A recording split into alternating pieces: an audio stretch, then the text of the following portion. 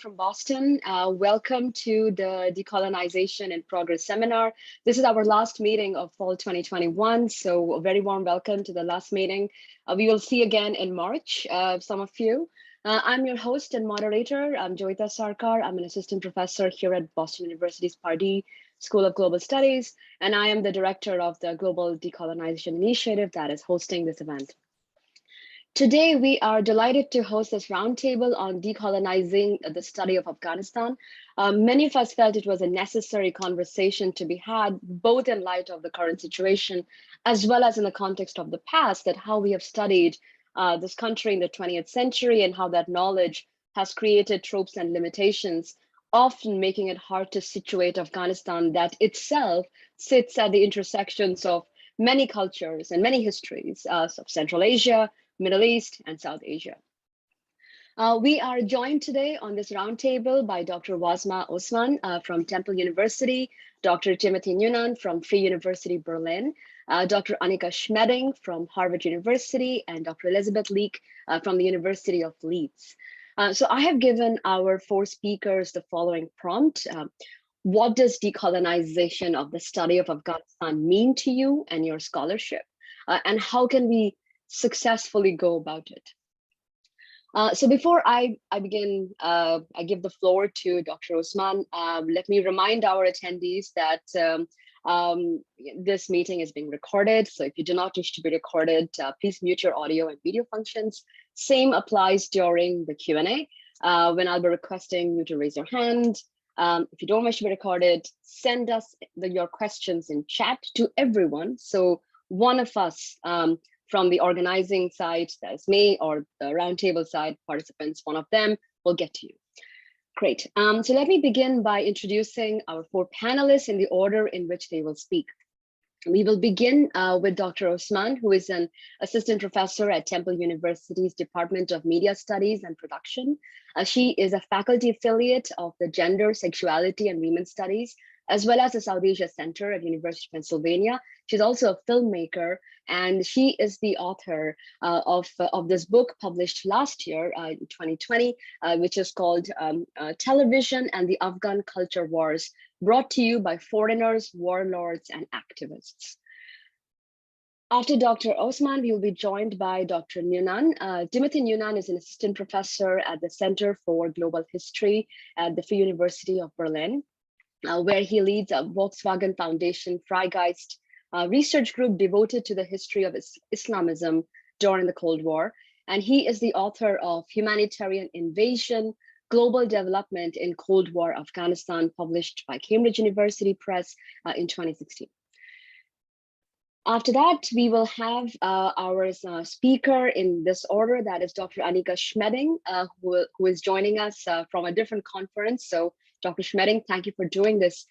She is a cultural anthropologist and a current junior fellow at the Harvard Society of Fellows, and her work explores belonging and community formation in post-conflict settings, as well as notions of representation and leadership among minority groups. And she obtained her PhD in anthropology from Boston University in 2020. Dr. Schmeding, welcome. Last but not the least, we will be joined by my colleague and friend, Dr. Elisabeth Leake, who is an associate professor of international history at the University of Leeds. Her first book, The Defined Border, The Afghan-Pakistan Borderlands in the Era of Decolonization, was published in 2016 by Cambridge University Press. And she has her second book that is forthcoming with Oxford, will be published in April next year, which is titled The Afghan Crucible, the Soviet Invasion and the Making of Modern Afghanistan. So with that, I extend a very warm welcome to all our roundtable participants and welcome to all our attendees. Dr. Osman, the floor is yours.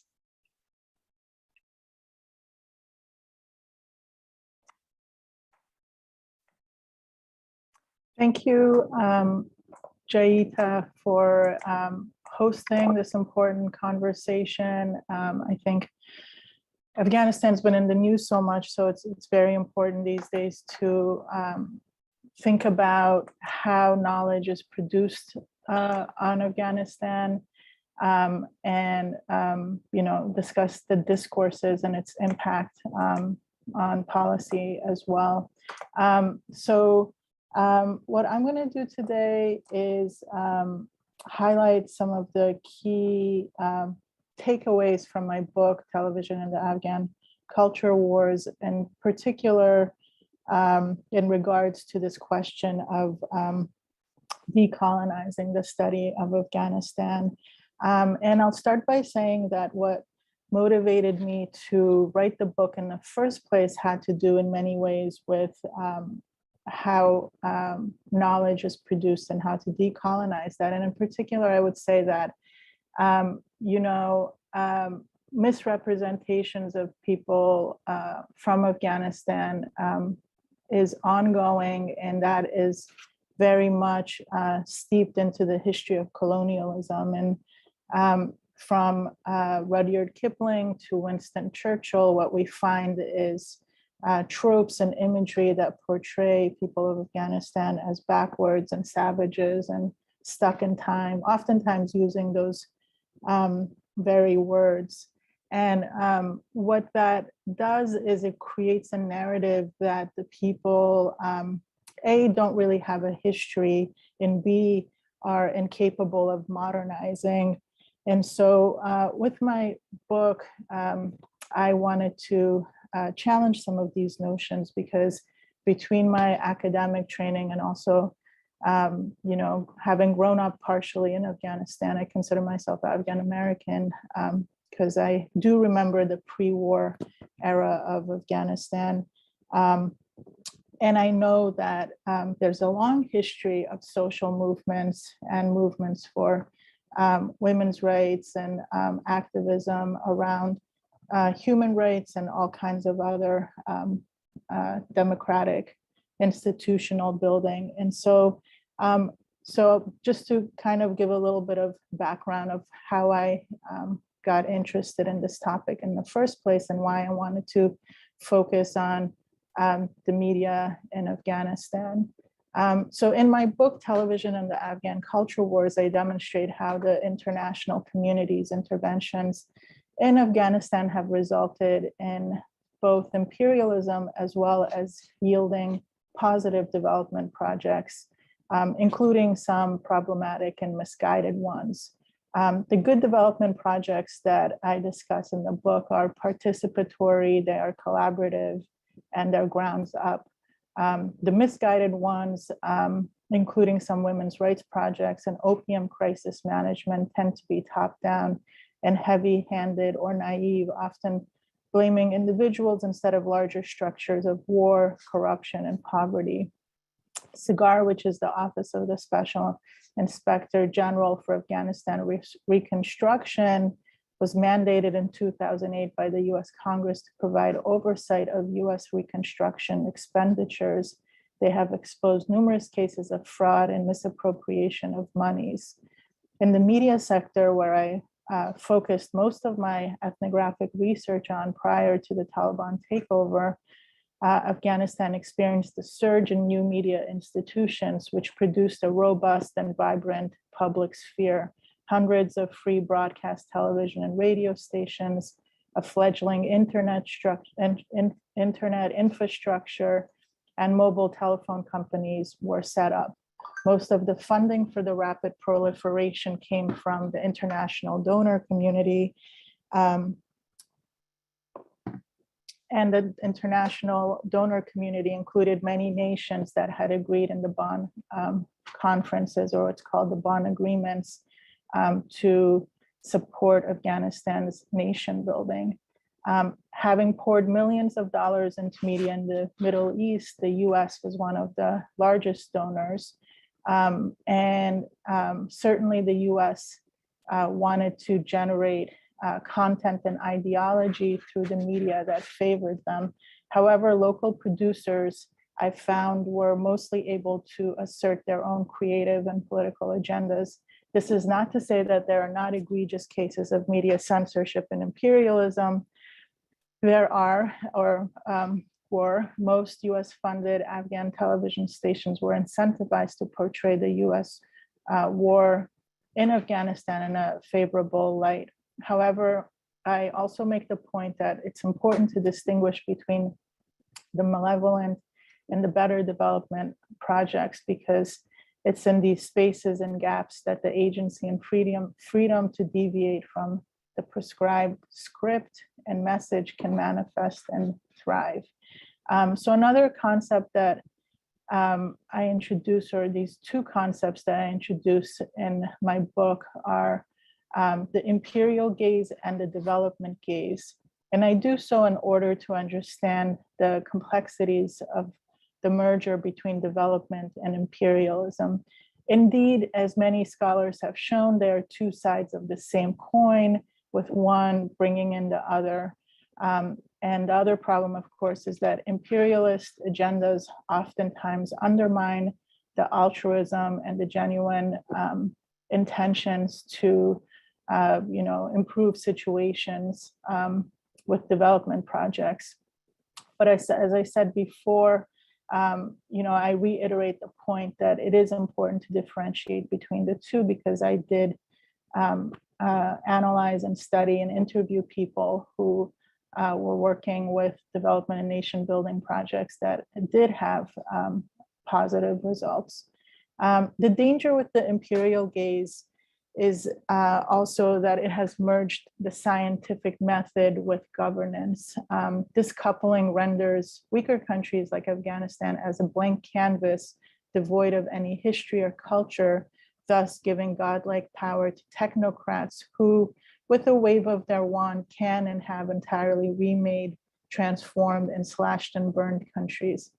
According to Achille Mbembe, destroying the infrastructure is a key component of rebuilding, as is building parallel but different structures for the elite and the rest of the population. Today, the US wields incredible power over all facets of Afghan life, including death, culture, and geopolitics. And I would argue this is still the case even after the withdrawal. However, Afghanistan's asymmetrical positionality is not simply one of unilateral subjugation. Rather, Afghans see themselves as neither victims or free agents, but as negotiators, diplomats, and hagglers who have always had to make tough compromises in order to maintain a very shaky sovereignty. This is true of the media makers I interviewed as well, who found themselves in this in-between position. Now, the last thing I wanted to highlight, because I want to make sure I leave plenty of time to speak with my esteemed co-panelists, many of whom I know and have been on other panels with, and looking forward to audience discussion as well. But so the last point I wanted to bring up is what I call the problem of metrics of measurement, and how the US, similar to the USSR, previously during the Cold War, used women's rights and education as a justification for their various interventions and so forth.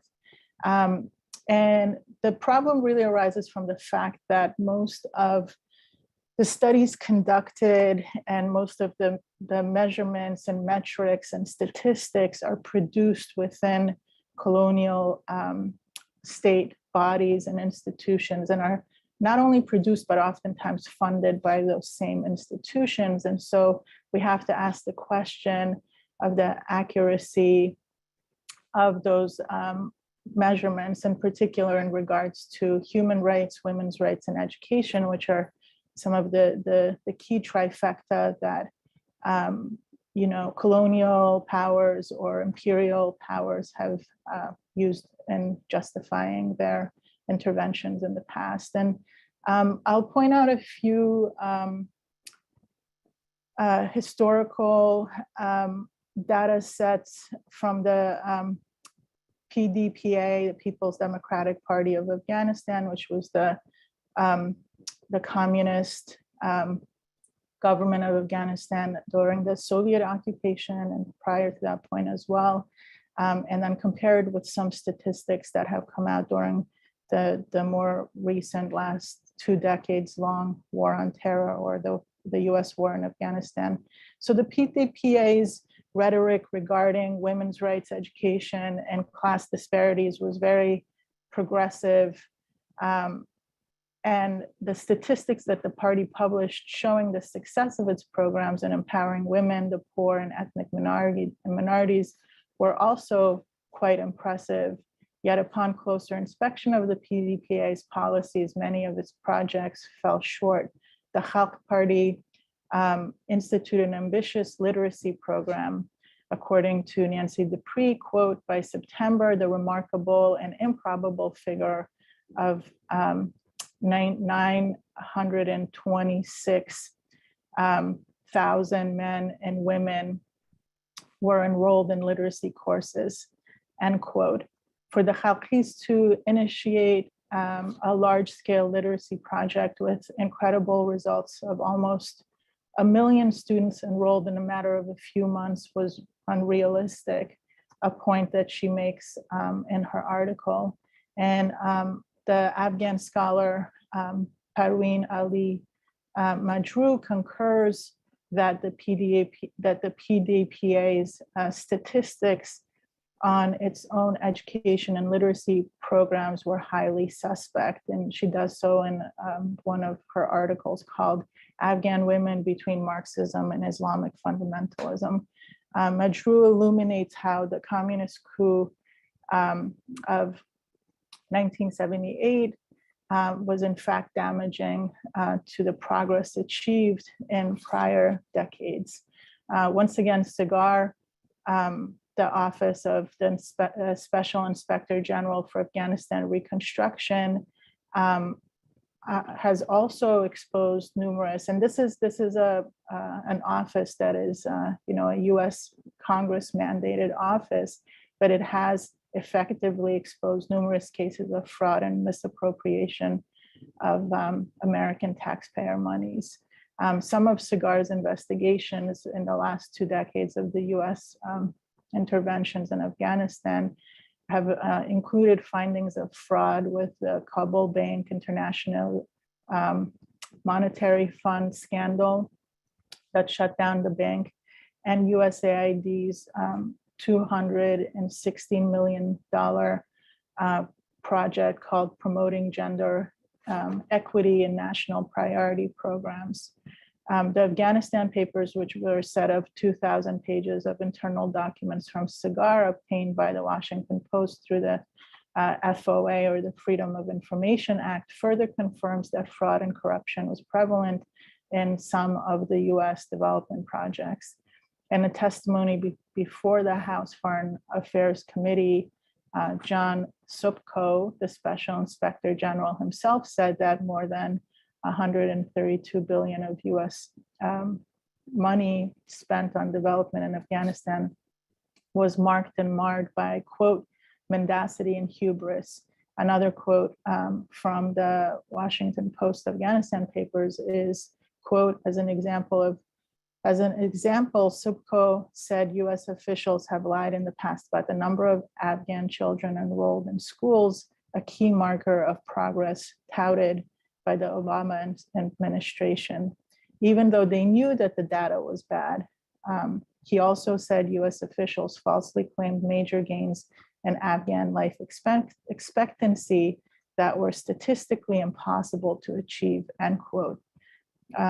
And when these large-scale cases of fraud and corruption are revealed and become public, international donors and their Afghan partners are often quick to point fingers and lay the culpability on each other. But what I wanted to highlight here was A, the problem of statistics and where the funding comes from, and B, to draw parallels, because as we know, Afghanistan has been at the center of imperial ambitions for centuries now. And so between the Cold War and now we have the war on terror / US war in Afghanistan, some of the same types of rhetoric was used, and the same type of what are called cooking the books, statistically exaggerating these types of numbers happened in order to make the situation sound better than it was when it comes to these types of metrics of progress. So I'll leave it there, and I look forward to opening it up for conversation and hearing from my co-panelists. Thank you.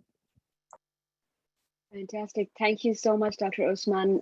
We will now hear from Dr. Timothy Nunan. Tim, the floor is yours. Excellent. First off, thank you to Jay for organizing this panel, and thanks to my esteemed co-panelists for joining us in obviously a very difficult and troubling time for the future of Afghanistan. So as Professor Sarkar indicated, the prompt provided to us was what it would mean for us to decolonize the study of Afghanistan. And I'd like to offer kind of a quick series of reflections on what this would mean to me, organized around a couple of thematic areas. But first, I think it's just important to state, at least for me personally, why this matters and why I think this is an important conversation to have.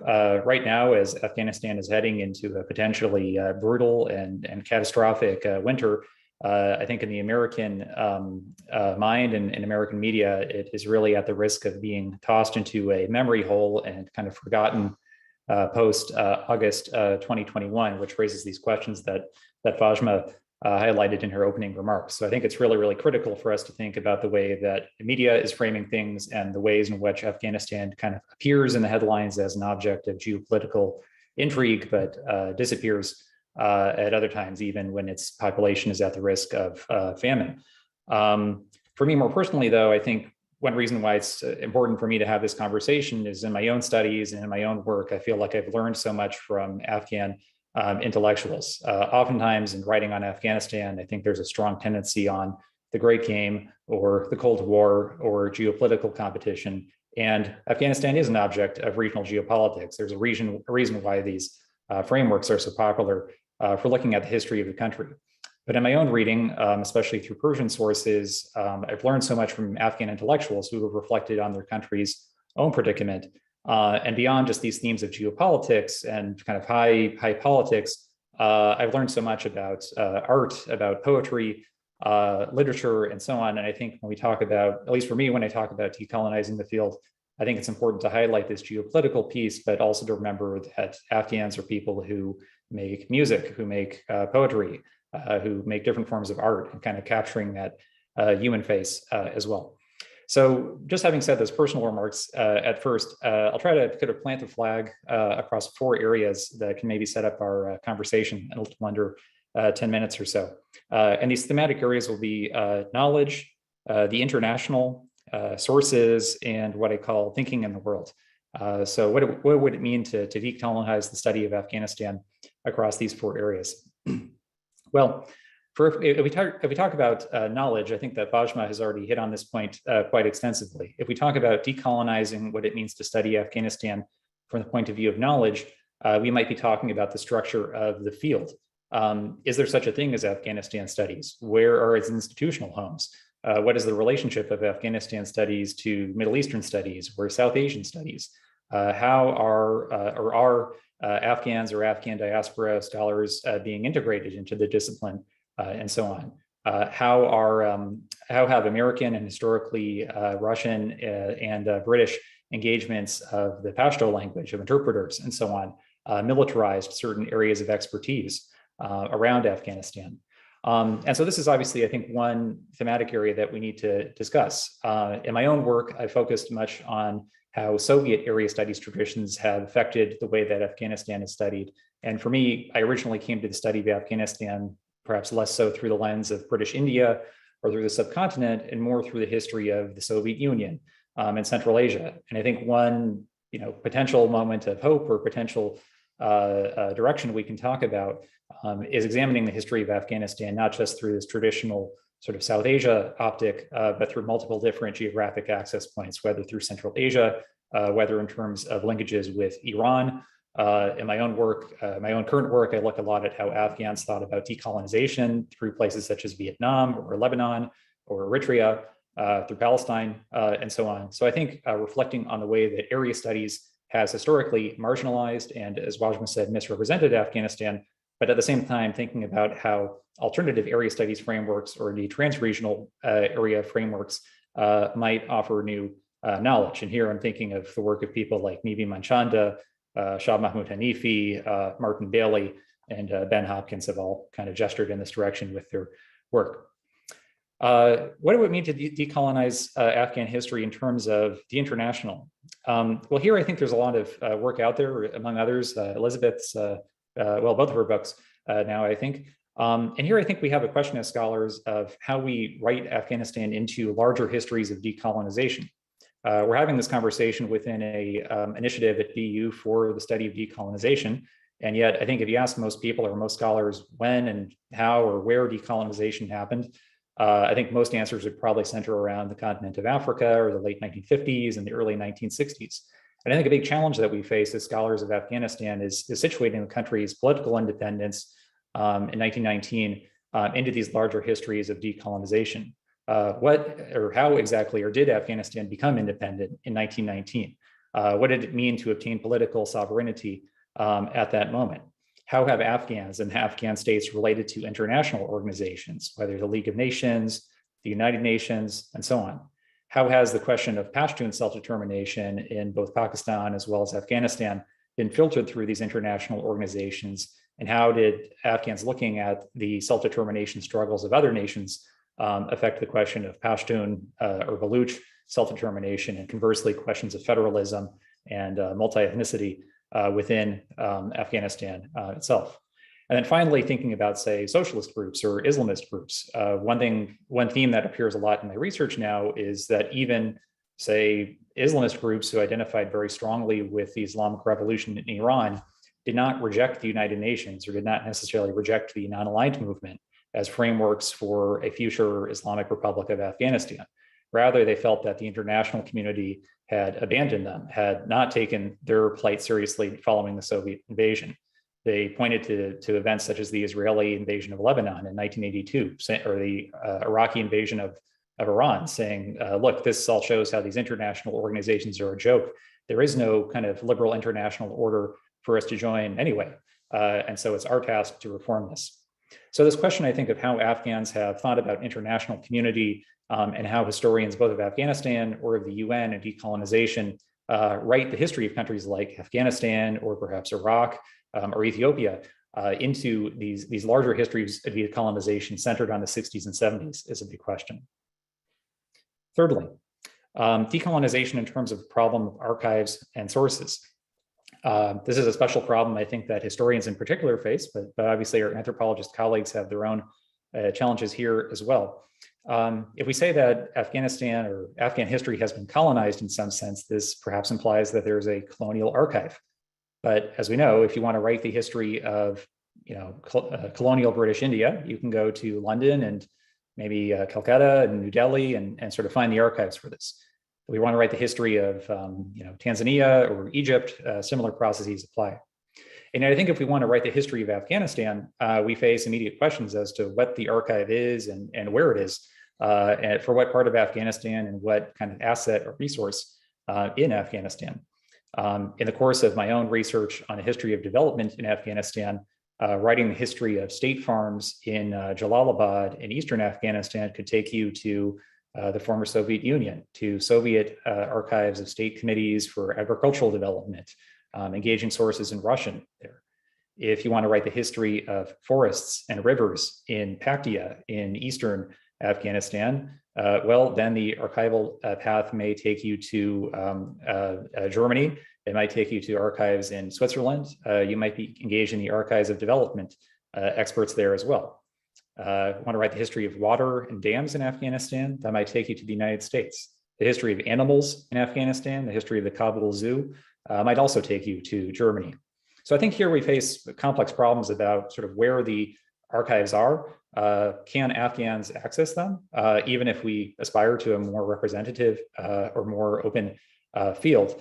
And while there's many initiatives out there, such as the Afghan Data Project run by the Afghanistan Center at Kabul University, I think it's fair to say that there's a lot of room for improvement in terms of digitizing more sources, making them machine readable, and establishing really sustainable initiatives for students, but also for Afghan scholars and non-Afghan scholars to engage them and put them in conversation with other sources from around the world. So finally, a category that I would call maybe awkwardly thinking in the world. And this is something that is really interesting to me right now in my own research. namely how Afghans have historically made comparisons, analogies, and metaphors to their own situation with the situation of the decolonizing world. How Afghans looked at anti-colonial struggles in locations such as Africa, Vietnam, or elsewhere to formulate their own political project. How Afghans looked at outside powers, whether India or China or the Soviet Union, as models for Afghanistan on the global stage. And here I just highlight two examples that I think show how much room there is for people to do, or how much work there is for people to do to render the voices of Afghans legible and sort of think through how Afghans have thought kind of with decolonization. One example is from an outstanding and really freely available book by the young Afghan historian and kind of bibliophile, I guess you could say, Atiq Arvand, who put together recently a wonderful Persian language book called Ya Socialism, Ya Tawahush, or either socialism or barbarism. It's a really useful and splendidly edited collected volume of most of the most important newspaper articles from various generations of Afghan leftist intellectuals throughout the 20th century. And in preparation for this panel, I was just looking through the volume and came across an interesting example, or an interesting article from the newspaper Parcham in the 1960s by Mir Akbar Khyber. Mir Akbar Khyber is probably famous to most historians of Afghanistan for being killed and sort of inadvertently triggering the April Revolution, or the so-called April Revolution in 1978, but he was also an intellectual and writer and author before his murder under mysterious circumstances. And it's interesting looking at some of these articles, how Khyber was talking about neocolonialism. He was very critical about World Bank aid programs to Afghanistan in the 1960s and was pointing out how, maybe the Soviet Union can offer us a better deal in terms of modernizing a so-called backwards country. So, looking through these sources, which again are freely available and have been, curated through the exquisite and painstaking work of Afghan intellectuals like Arvand, I think there's a lot of room out there for connecting the intellectual history of Afghanistan with the history of international institutions. A second example, and then I'll wrap up briefly. Another figure who I'm really fascinated by in my current work is the Shia Hazara cleric and poet Ismail Balkhi. Balkhi was a cleric who kind of led the Hazara struggle for greater national confidence, you might say, and greater self-determination. And he was imprisoned for the better part of, I think, 14 years during the 1950s and early 1960s after unsuccessfully attempting to lead a coup d'etat against the royal family. And Balkhi brings us to the question of sources. He's a really important figure for the Hazara, but most of his intellectual output is poetry, a source that I think it's fair to say historians aren't always comfortable or experienced, at least speaking for myself, in terms of engaging. But figures like Balkhi, I think, were really thinking globally. They were thinking about changes in the world around them and weren't just thinking about the provincial, the minority, the Hazara as a kind of national problem. And just maybe to close, I'll just read a few lines from one of his poems, Tonight, written in prison. He says, "The century is famed and illuminated. It is the age of the atom. The precincts of the universe have become illuminated for man tonight. From east to west, to the shacks and around the world, science and technology are the shining candle tonight. The ship has left to the sky, the airplane from the ocean. The load on animals' shoulders has become light tonight. London, Moscow, Washington, Berlin, and Beijing, like a family that has been separated and is looking for one another tonight. The continent has become full of jewels, and in the Sahara, a bouquet of roses has grown where camel thorns once stood tonight. In Europe and America, and in China and Japan, the peasant owns an electric stove tonight. All the people of the countries are content, yet again competing and vying for primacy tonight. Everyone is free and possesses various blessings, and yet a backward nation is frightened tonight."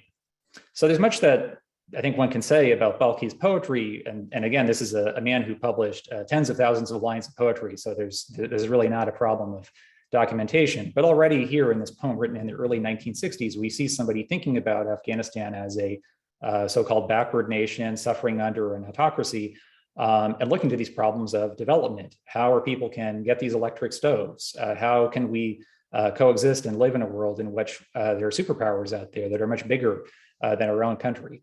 how can we develop and have these sort of bouquets of roses in our own deserts, much like African countries have begun to develop at this time as well. So the broader point is, I think, whether you're interested in the history of socialism and figures like Mir Akbar Khyber, the history of the Hazara, the history of kind of proto-Islamism in the case of Balkhi, I think viewed through the lens of decolonization and thinking with the world or thinking in the world, there are a lot of really, I think, interesting and I think empathetic and kind of human opportunities for connection here. So in closing, I think it's a really difficult moment right now. You know, I'm not entirely sure always how sort of more history can help, but I hope that these impulses have maybe given us some idea. And I just want to say finally that if anybody out there is listening and sort of looking for potential host opportunities at universities in Germany, I'm very open to working with Afghan scholars on this, and they can follow up with me afterwards. But thank you for listening, and I look forward to Annika's comments. Fantastic. Thank you so much, Dr. Nunan. Dr. Schmeding. Yeah, thank you so much. I hope, as Jay already mentioned, I'm at another conference. I'm in a hotel room. I hope that my internet holds steady, and I hope you can hear me well. So yeah, thank you for inviting me to speak today, and thank you to the Global Decolonization Initiative at Boston University and Jay for organizing this panel discussion, as well to my distinguished co-panelists actually for such wonderful input already that you have provided. And the three aspects that I would like to address in my allotted time, there are ways of taking stock, I think, of the current situation, as well as what we may be lacking or what could or should maybe develop in the study of Afghanistan. And I categorize them under three different points. One of them is the structure of Afghanistan studies, which also then addresses who's actually in the room, who speaks, and how is this facilitated by the current field of Afghanistan study. And a second, on which some of my co-panelists have already touched, are questions of like themes and terminology that we use and what is being spoken about and with which terminology. And then the third that I want to add to it is questions of solidarity and our own position within these structures in this system. And I think if we look around in this virtual room, we see several structural aspects of what most of us might have experienced in the past decades as Afghanistan studies. And I'm saying this, by the way, with the highest respect for my esteemed panelists and their scholarship as well. So we were all educated in non-Afghan institutions in the West, no matter whether we are Afghan, have Afghan heritage, or are non-Afghans. So we all situate our work in crucial respects towards Western discourses on Afghanistan. And we might fight or deconstruct them, but we are still embedded within them. And we're from different disciplines with 2 historians and 2 anthropologists. And while this already shows an interdisciplinary spread, there are of course many different disciplines that contribute to the study of Afghanistan, from political science, economy, legal perspectives, psychology, media and literary studies. So Afghanistan studies is actually really diverse and is not located within one particular discipline. And that's an aspect that I actually find to be a strength of Afghanistan studies, because it has a diversity in approaches. But it also leads me to another point of what Afghanistan studies is, and it is not anchored in particular departments. And that's a crucial aspect when thinking about exchange within the field of study, but also structurally where different researchers are located and how building solidarity and support is enabled or hindered by the structure or the lack thereof. So Afghanistan studies has historically found it difficult to locate itself even in particular area studies departments, as we already talked about, because it could be positioned, of course, in Central Asian studies, but it is also sometimes counted as belonging to South Asian or Middle Eastern studies because it shares these cross-cutting issues in certain aspects with each of these areas. And I think that's also the reason why we find scholars who work on Afghanistan not anchored within one particular regional conference, for example. The American Institute of Afghanistan Studies, for example, has alternated between having its membership meetings either at the Central Eurasian Studies Society or at MESA. And Afghanistan Studies still doesn't directly know where it belongs, in my view at least. And maybe that's a strength because of the ability to selectively situate itself and to draw on different discourses and positioning. But it also brings up these questions in terms of concerted efforts to rethink the field and to structurally change it.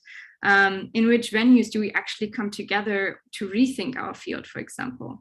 And there's, of course, some promising institutions that did exist within Afghanistan, or still do exist. I mean, right now, the situation is fluid and we got to see like how institutes are going to be situated. But there's, of course, the Afghanistan Center at Kabul University, ACKU, or ARU, for example, the Afghanistan Research and Evaluation Unit, which have fostered research within the country and which convened also conferences as well. And while these institutes were kind of to a stronger or lesser extent also linked to, you know, development questions and to policy making, they were still a part of building up and interrogating the structures who researches on Afghanistan. And when I talk about structure, what I mean is kind of the informal network structure that Afghanistan studies inhabits in a way. Even on this panel, we are from different cities, countries, and institutions brought together by the power of Zoom. But this also poses certain difficulties. It can potentially make it harder for structural change to occur within hiring practices, whom to lobby for to hire more scholars from Afghanistan, which universities to demonstrate our petition against, which department if we're situated in different disciplines.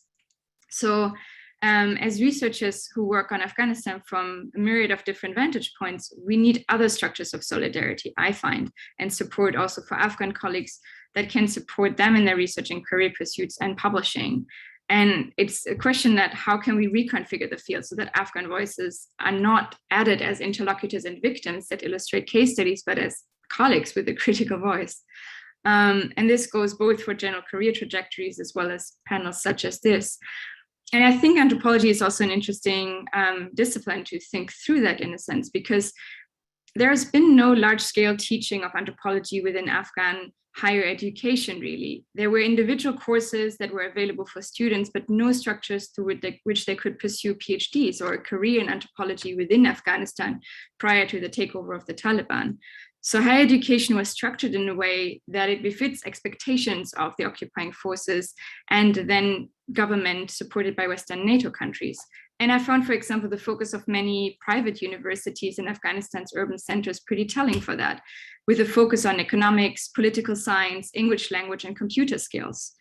So the foci of research must also be read within the context of Western intervention and occupation and the neoliberal university structuring geared towards producing students in particular fields of study.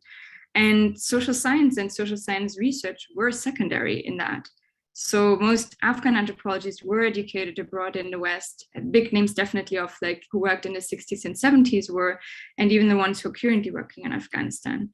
And while right now, of course, higher education in Afghanistan and the Taliban is in question overall, I think we do need to ask ourselves where and how we want to see change happening in the future in these structural terms. And I think, of course, all of this can be seen as a weakness, the current state of the field, as well as the lacking structural support for Afghan scholars and Afghan scholars from institutions within Afghanistan. But it can also be seen as taking stock and seeing it as a place of departure. Where do you want to go from here?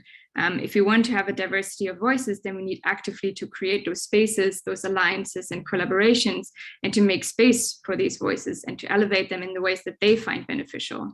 And of course, that's not going to get solved in one of those discussions, but through, of course, systematically taking stock and pushing for change in hiring practices, stepping back from commitments when Afghans are not in the room, actively building up networks of solidarity, co-publishing, working together.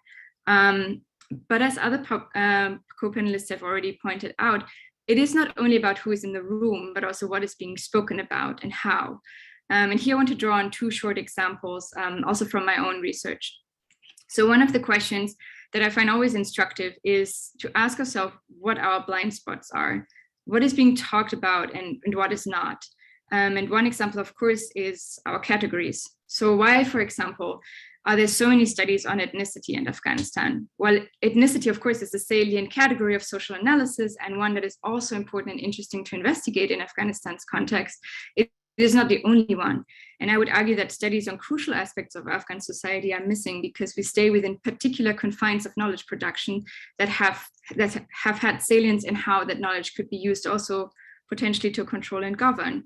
And as Nivi Manchanda has shown in her study on history and politics of imperial knowledge, there is a knowledge industry concerning Afghanistan, which has portrayed it as a tribally organized society. And commentators found importance in understanding both tribes and ethnic makeup of the country and to map it, not least to also govern it.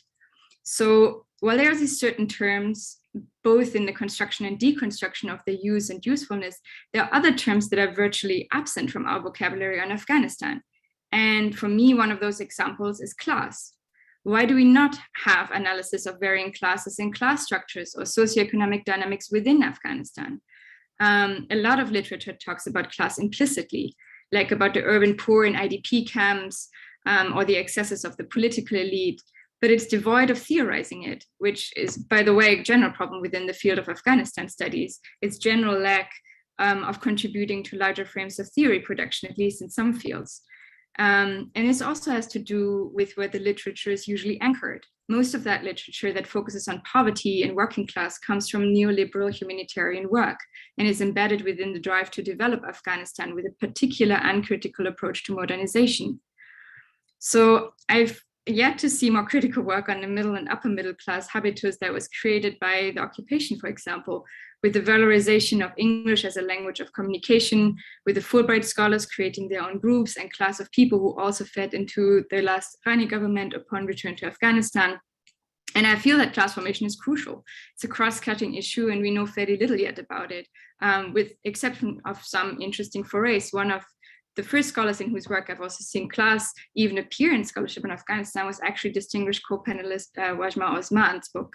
And also Jennifer Motashashvili has offered a great example in a study of private property and land rights in Afghanistan, who talks out more implicitly about it. And what I'm not arguing that class is the only or even the most important category, but what I'm calling for is a critical distance towards our own terminology, the categories we use to think, write, and explain, and the ways how this thinking is limited or led to or away actually from certain categories. So of course, decolonization has to start with our minds, with the categories we use that color the way we see the world. And another aspect, of course, is the cross-pollination of different categories of life and the data it yields.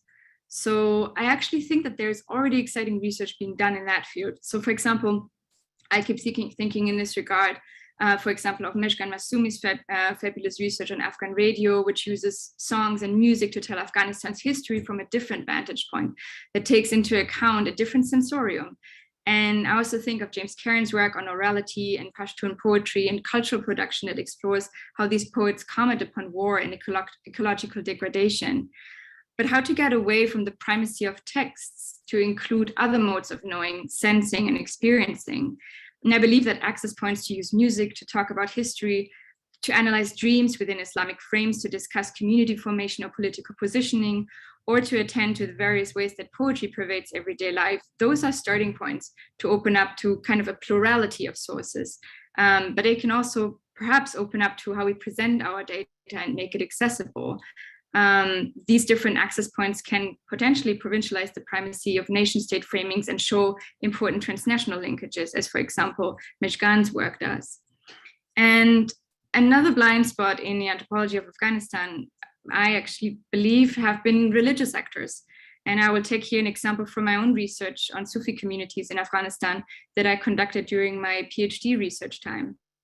So a whole strain of Afghanistan studies writing has engaged with the critique of the intense politicization of the so-called women's question in Afghanistan, of the liberation rhetoric of saving Afghan women, that of course undergirded the whole military intervention and the problematic expression it has had with the rights discourses that fused it with universal human rights and this Western style modernity and women's empowerment rhetoric.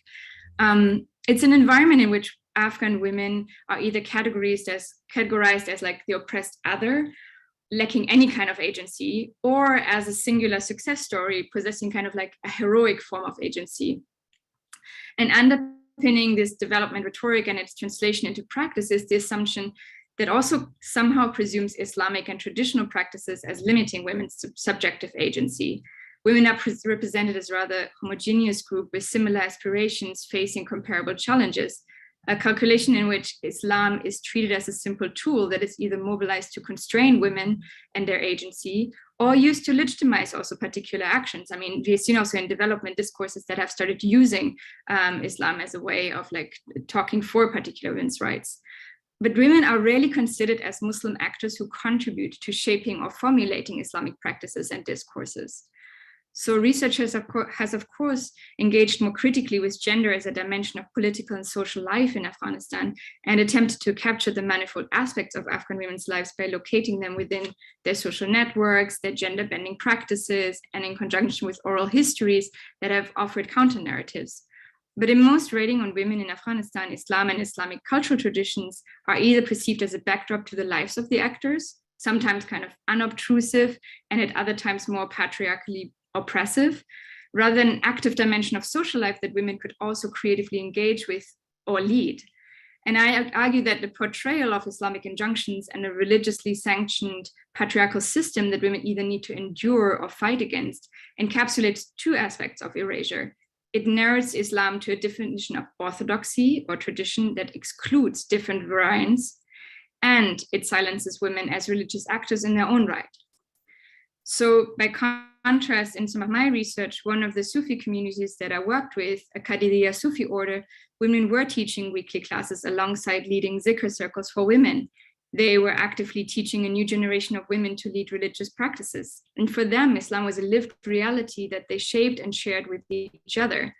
Belonging to a growing Dari and Pashto-speaking mixed community, university-educated, middle class, it is also these women, together with most Sufi communities, that have not found any attention in contemporaneous writing in Afghanistan studies, which point to the many fields of study that not only yield interesting perspectives, but also opportunities to revise our understanding of Afghanistan. And so I want to conclude with just another one or two few points. So I talked about the structures that currently exist and about critically evaluating topics and themes. And I think part of the discussion should also be about our own position in knowledge production. On the one hand, if I am of course thinking about the well-known anthropological approach to reflexivity within fieldwork, how are we individually positioned in our abilities and constraints to interact? How does who we are and how we are being read change our interaction with anyone we meet and interact with? And this goes, of course, for the multiple aspects of privilege, ranging from gender, being what I call a passport elite, or being white or from the region or Afghan. And we should support more a privileged cognizant attitude instead of a privileged evasive positioning. That means placing ourselves into our text and the encounters and dynamics that we describe. Especially white and Western scholars should take responsibility for each other and reminding each other of how differently situated researchers are. And we, and I'm speaking here, of course, as a white European researchers, should work not only to critically examine our own position, but also to work towards developing the field to become more access equitable for researchers from multiple locations, be that socially or geographically. And another question, of course, in terms of solidarity and knowledge production for me is the question of whom do we produce knowledge for? If we actually believe in the pursuit of knowledge other than our own careers, how do we share these insights and whom do they discuss them with? So I discussed articles that I worked on with the community members that I worked in, and I amended my research in consultation with them. I've discussed findings and ways of thinking with them, but I think our research practice, of course, need to go much further. And with this, I'm inspired by colleagues of mine, such as Javanshir Azir, but also other regional scholars, such as Zara Ali. In a recent panel that I shared with Javanshir, he was pointing out the need to unlink knowledge production from state narratives. And I believe that many historians, of course, are already doing this crucial work, but for him, it's also led to a close collaboration with people in Rohr to write their own accounts of their community history. And we should also think about translating our work into local languages, such as Dari and Pashto, as colleagues such as Reza Hosseini and Lisa Schuster have done at the Afghanistan Center at Kabul University.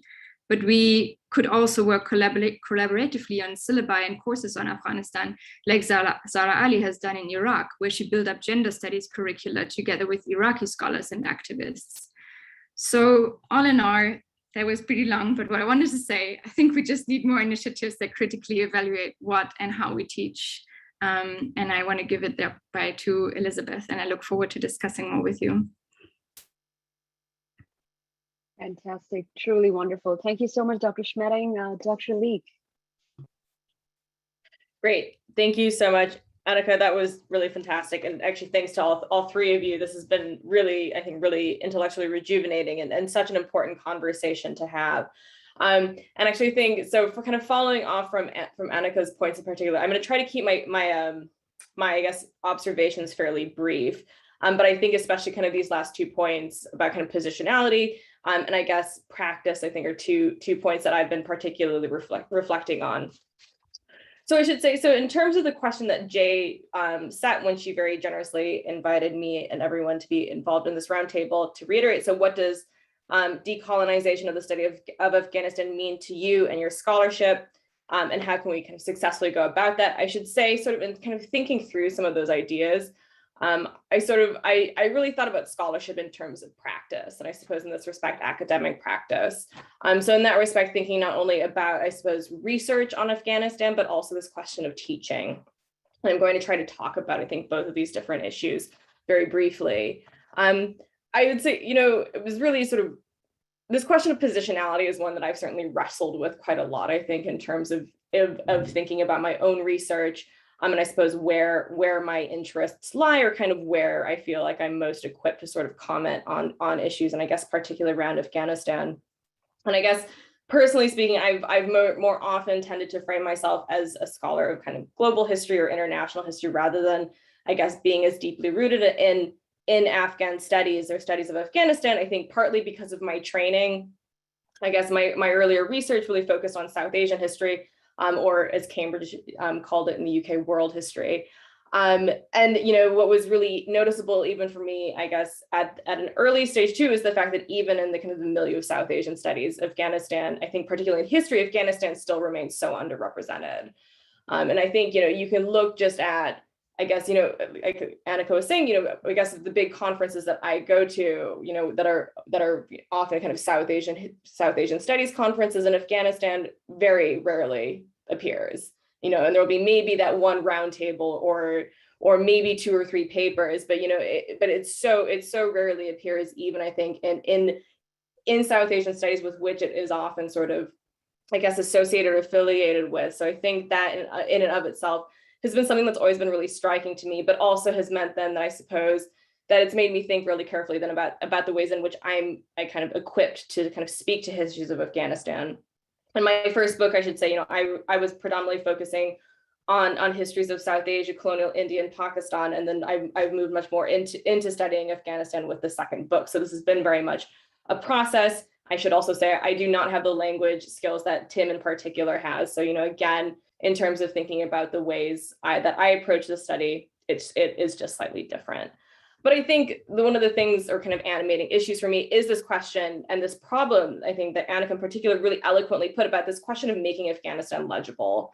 And I think the fact that, the fundamental tragedy, I suppose, of the fact that we are having these conversations now about where Afghanistan fits in terms of scholarly work, in terms of learned societies, in terms of, I suppose, academia writ large. I think, the fact that I think it is a tragedy that we're having these conversations now, rather than thinking about the why have we not been able to have these conversations in a much sort of longer term sense, right? And so that sort of presentist nature, I think, is really important. And I think, in that sense, this roundtable and many of the other very public, the public events going on that are focusing on Afghanistan and Afghans, I think really needs to serve as a clarion call, though, to the field for thinking about how can we establish this as a field of study that is taken seriously, that takes itself seriously, and that is engaging with these different bodies, but also thinking, I think, taking the initiative as well in terms of framing itself in terms of whether South Asian studies, Middle Eastern studies, I guess US foreign relations, Soviet foreign relations, etc. So as I said, so my research has really looked kind of at South Asian and world history. My book that's coming out in April is a new history of the Soviet invasion of Afghanistan. And it looks at a lot of the different actors who became involved in the civil war of the 1980s.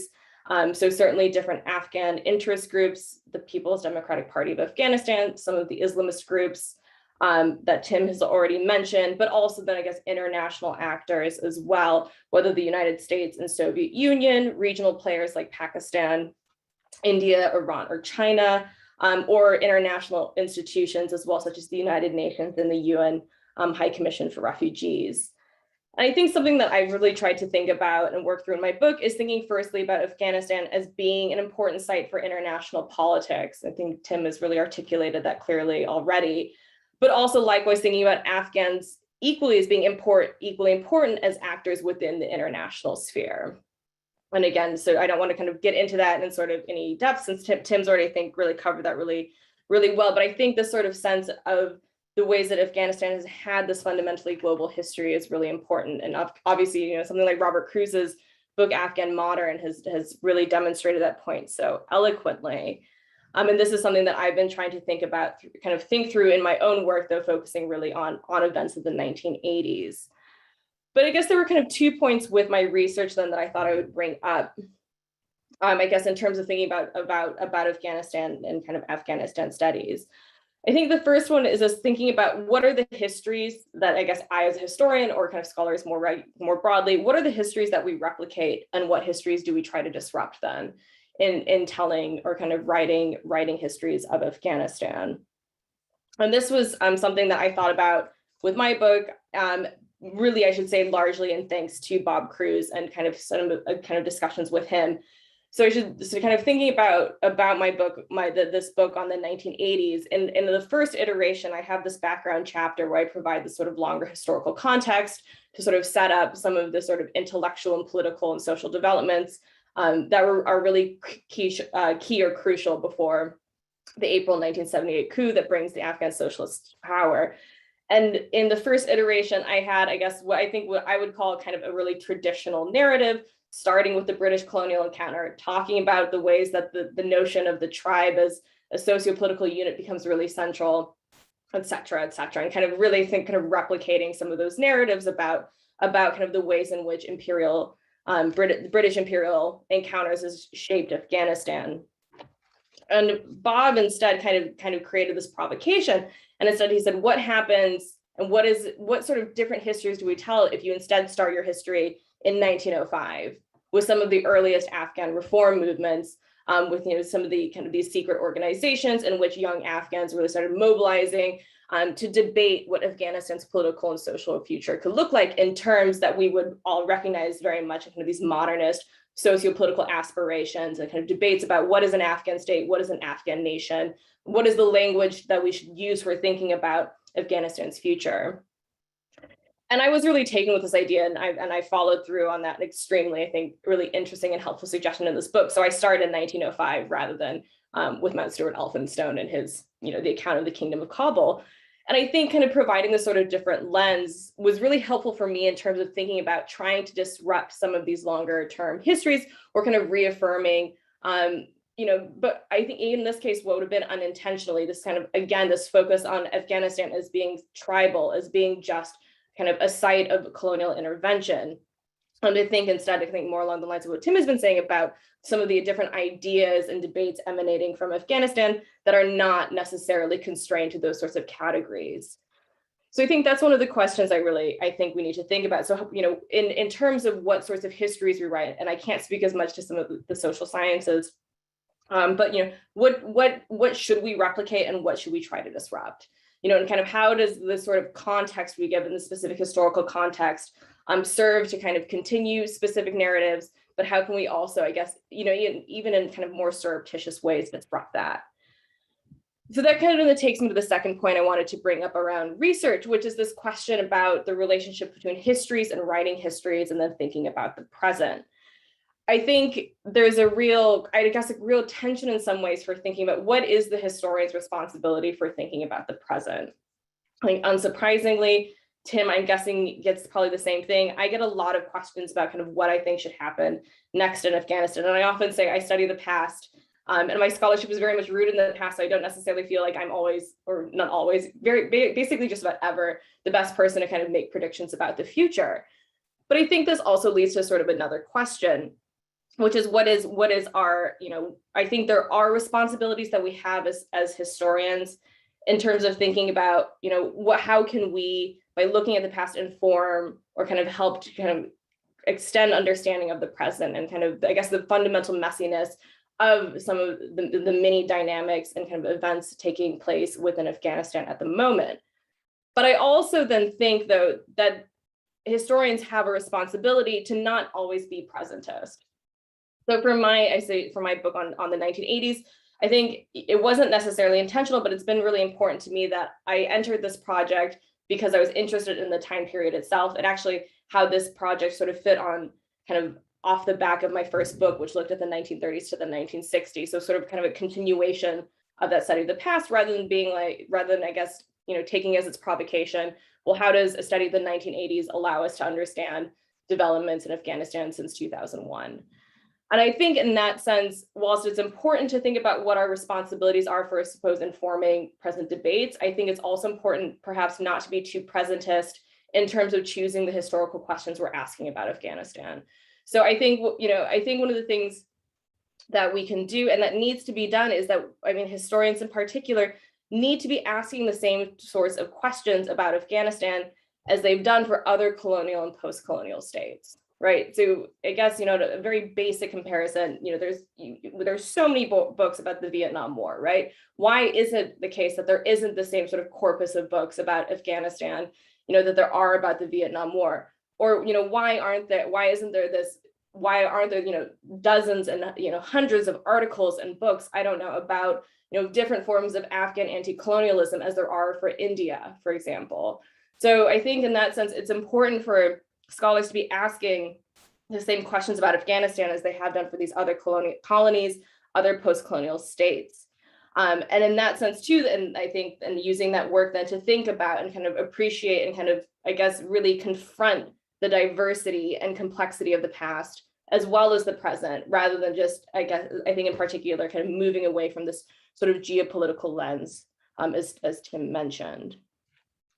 So those are kind of, I think, two sort of factors I think we need to bring in for, I guess, in terms of research, or kind of two sorts of questions around research that have been really animating me.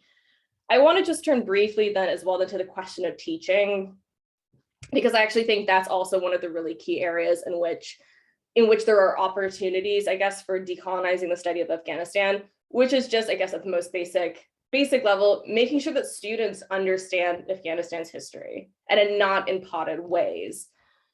So I think I feel extremely privileged in the fact that I'm able to teach a year-long a senior seminar, what the UK calls a special subject, on histories of Afghanistan and Pakistan. And it's a class, so to all my final year undergraduates, they all write sort of research dissertations and theses alongside it. But it is a course that looks at the history of Afghanistan and Pakistan kind of in local, national, regional, and global context, from the beginning of the 19th century up through the present day. And this is a course that I've now taught for 4 or 5 years. And I have to say, every year I'm changing the syllabus, but I think it's been a real provocation for me to think not only about how I can use this module to sort of disrupt understanding or to complicate the ways that, I guess, in this case, British students in their early 20s think about Afghanistan, and how, by changing the way that they perceive this region, how that can perhaps have these sort of broader ramifications then, and hopefully, I guess, reverberate out in terms of kind of disrupting, I guess, disrupting the ways that young people are reading the news, for example, and so that they can think then about what is the media representing and what are they not. But one of the things I really thought about every year, and some of the tweaks I keep making, is thinking about certainly who are the authors I'm teaching, what are the themes that I'm teaching, and what sort of primary sources can I make available to students. So certainly, I think, kind of speaking to some of Tim's points, we read a lot of poetry, we look at a lot of material culture. Thanks actually to Mejgan Masumi's work, I'm really trying to find a version of the Bollywood hit Dharmatma, which is a Bollywood movie that was filmed in Kabul in the 1970s, and it just looks amazing. But it really kind of not only is really indicative of Afghan cosmopolitanism, but also Afghanistan is kind of being a central node in film and in creative endeavors as well. So really, this teaching for me is multifold in its purposes. It's certainly about kind of disrupting. It's about kind of disrupting some kind of tropes and stereotypes. It is also, though, of course, about teaching students about where is it that some of these ideas come from, the significance of colonial knowledge and knowledge production and the ways that it has these long-term, really pervasive influences, but also then to trying to introduce them to Afghan culture, Afghan politics, and Afghan voices in different ways as well. And I would say, Wazmah, Annika, and Tim have all mentioned, a number of scholars, many of whom I teach, and I'm always looking for more. So I think I have to say that for me, I think in particular teaching, and particularly teaching undergraduates, is a really important aspect for me in terms of trying to decolonize the study of Afghanistan. I think the fact that Afghanistan, in most histories of South Asia that I've taught or been involved in, Afghanistan is almost never mentioned, and it shouldn't be that way. This whole relates to kind of some broader questions about, I guess, the very Indo-centric nature actually of South Asian studies, which is a different debate than that what we're having today. But I think the point still stands about thinking about the ways that, if I as an educator can integrate the study of Afghanistan into more of the teaching that I do, and then use that as well, I think, to kind of disrupt, I think, particularly young people's assumptions then about what Afghanistan's place has been in the world and the place that it should have in the world. So I'll end with that, but I'm more than happy, I think, to talk more about my teaching, more about my research. The final thing I'll say is, of course, I think one of the things I know is, like, with my teaching is that there's always room for improvement. And I know that there are areas where I still need to sort of keep expanding my purview. My teaching, for example, still tends to be very kind of focused, I think, on ethnic Pashtuns in particular. I'm trying to diversify that. So I totally agree with Annika and take the point about kind of ethnicity is not the only sort of lens. But I think, just to say that I think in that sense, kind of this evolutionary process, or kind of coming back and tweaking my reading lists and kind of my key themes from year to year, is a really fruitful exercise, and for me as a researcher as well as an educator. Fantastic. A huge round of applause for all our speakers. Just, oops, I raised my hand accidentally. Great. So we are now open to questions. I'm going to lower my hand.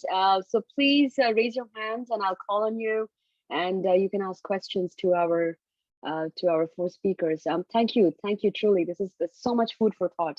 And the last point about Elisabeth's point about teaching, I've actually made this roundtable an extra credit for my undergrads.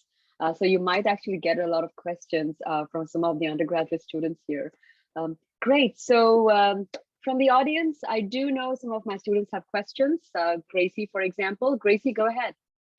Hi, thank you all for being with us today. My first question is actually about the teaching aspect of the history of Afghanistan. So prior to college, I basically had no educational background on any of the history of Afghanistan besides brief readings in high school, but most of those were focused on more of like the American history of being in Afghanistan, and like almost more of like a patriotic, like, oh, America's winning in Afghanistan type of approach from my previous history teachers.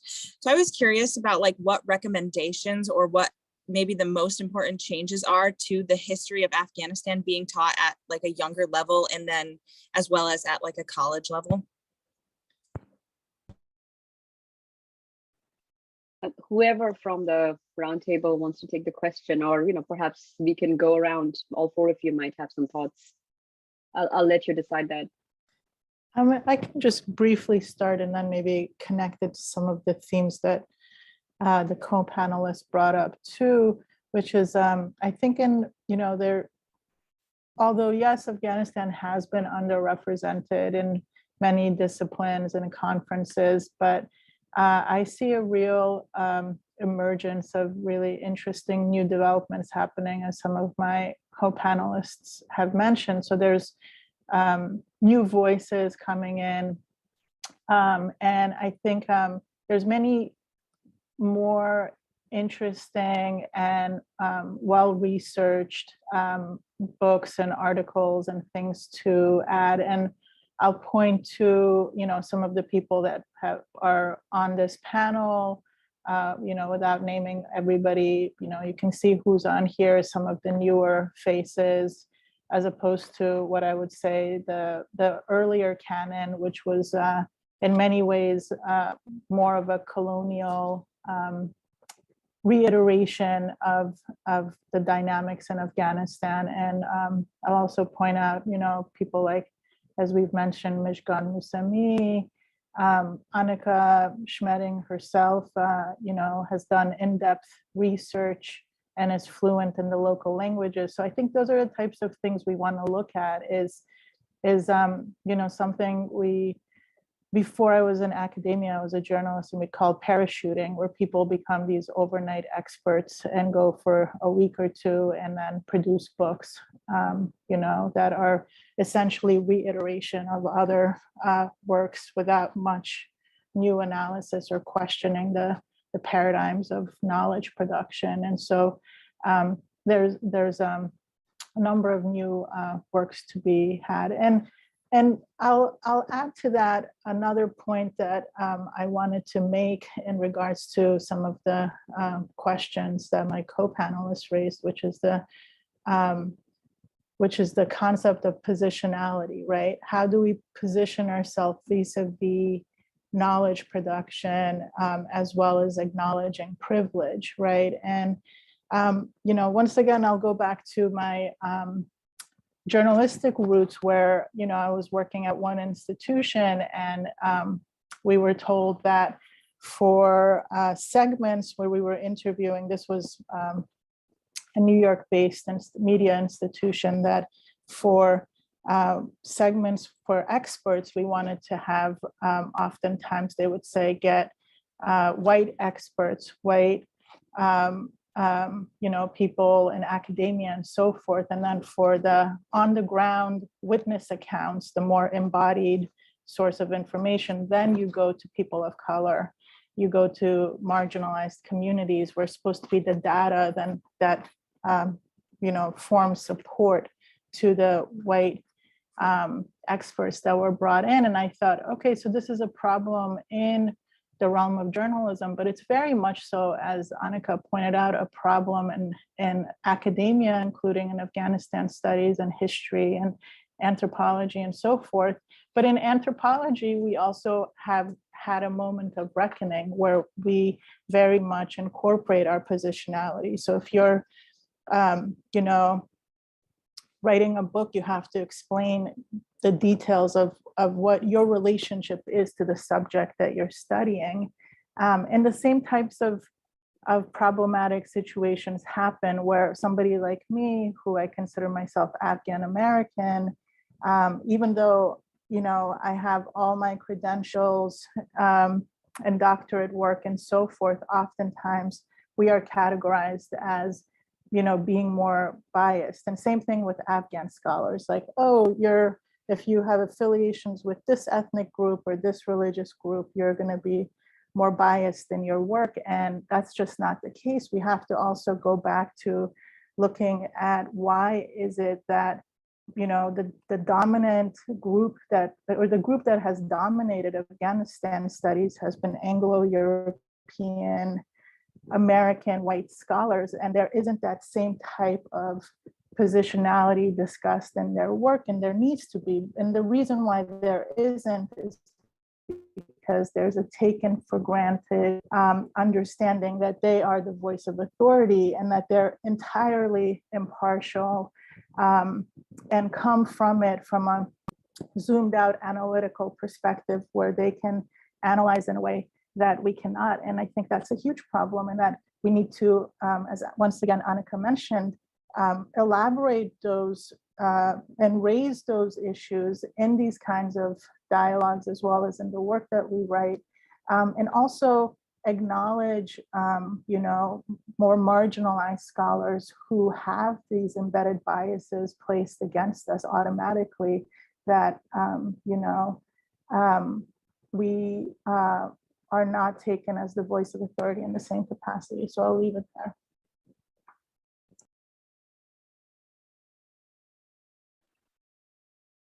Does anybody else on the roundtable want to respond or add anything to what Wazmah had said? It's very comprehensive response, Wazmah. Thank you.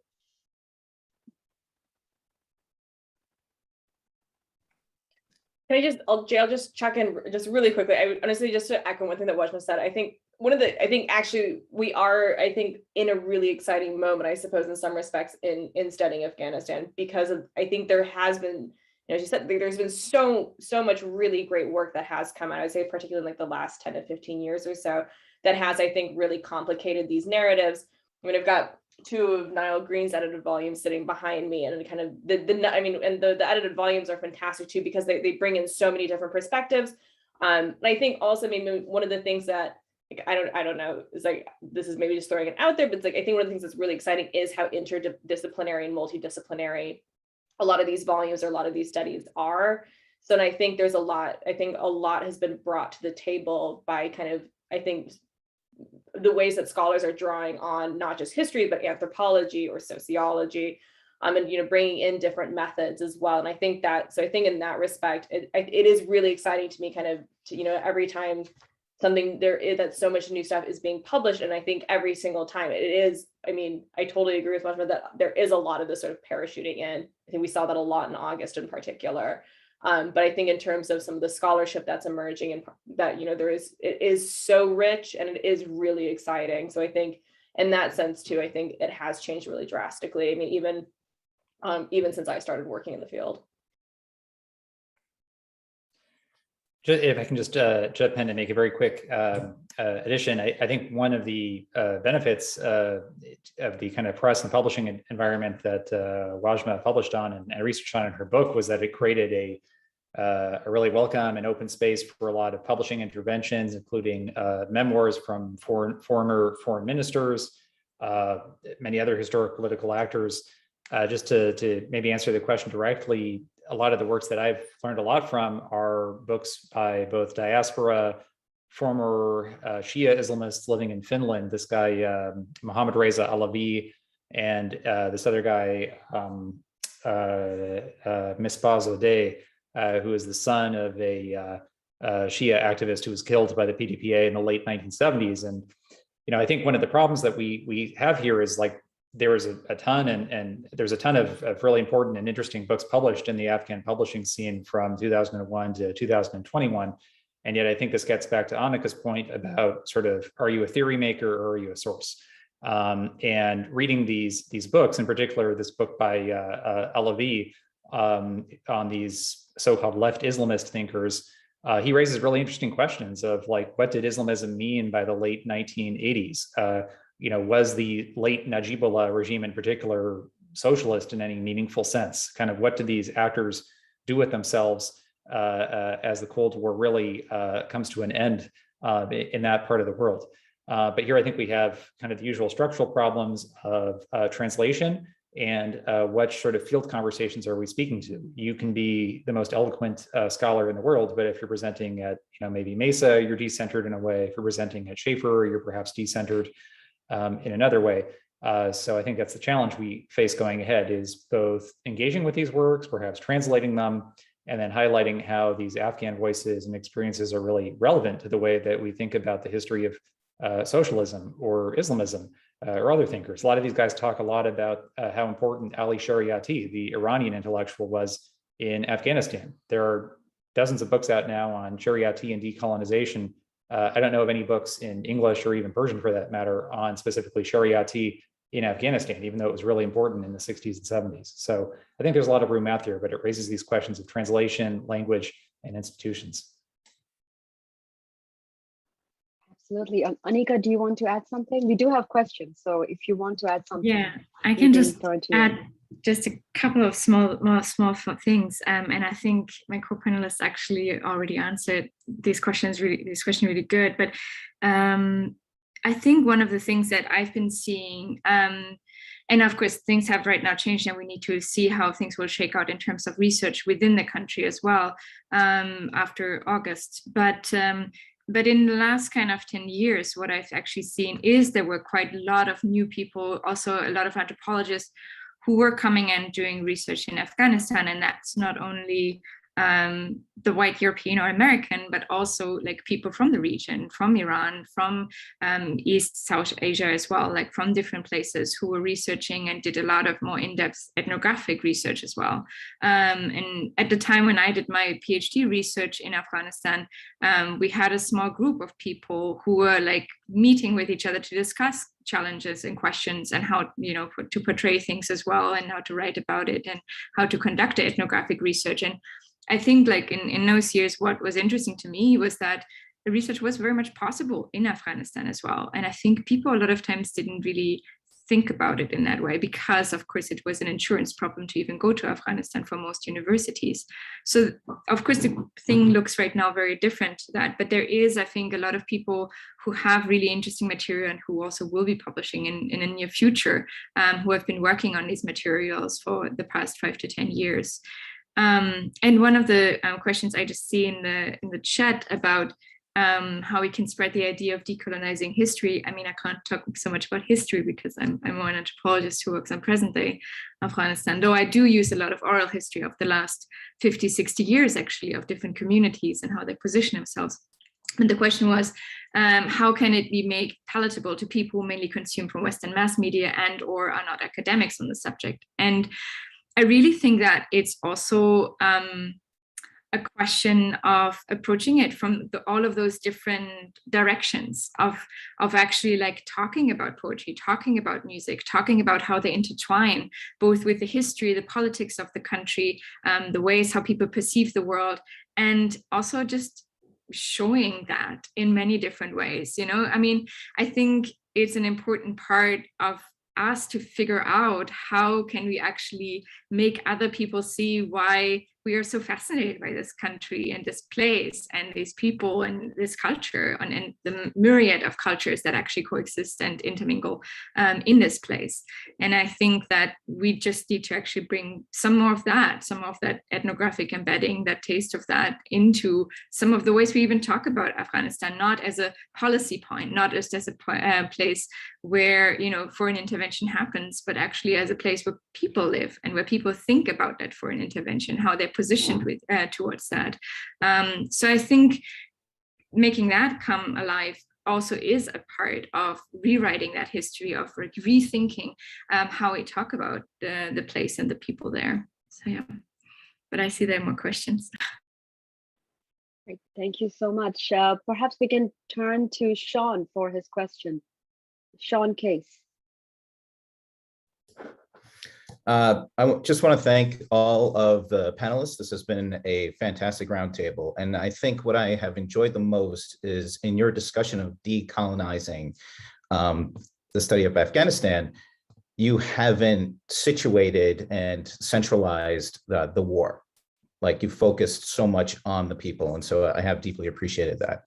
And so speaking to Dr. Nunan's point about the impending humanitarian crisis, and what I found is that it crosscuts, whether historical or anthropological, is the idea of diaspora, the kind of, I think, as Dr. Schmeding pointed out, the idea of the passport, how that has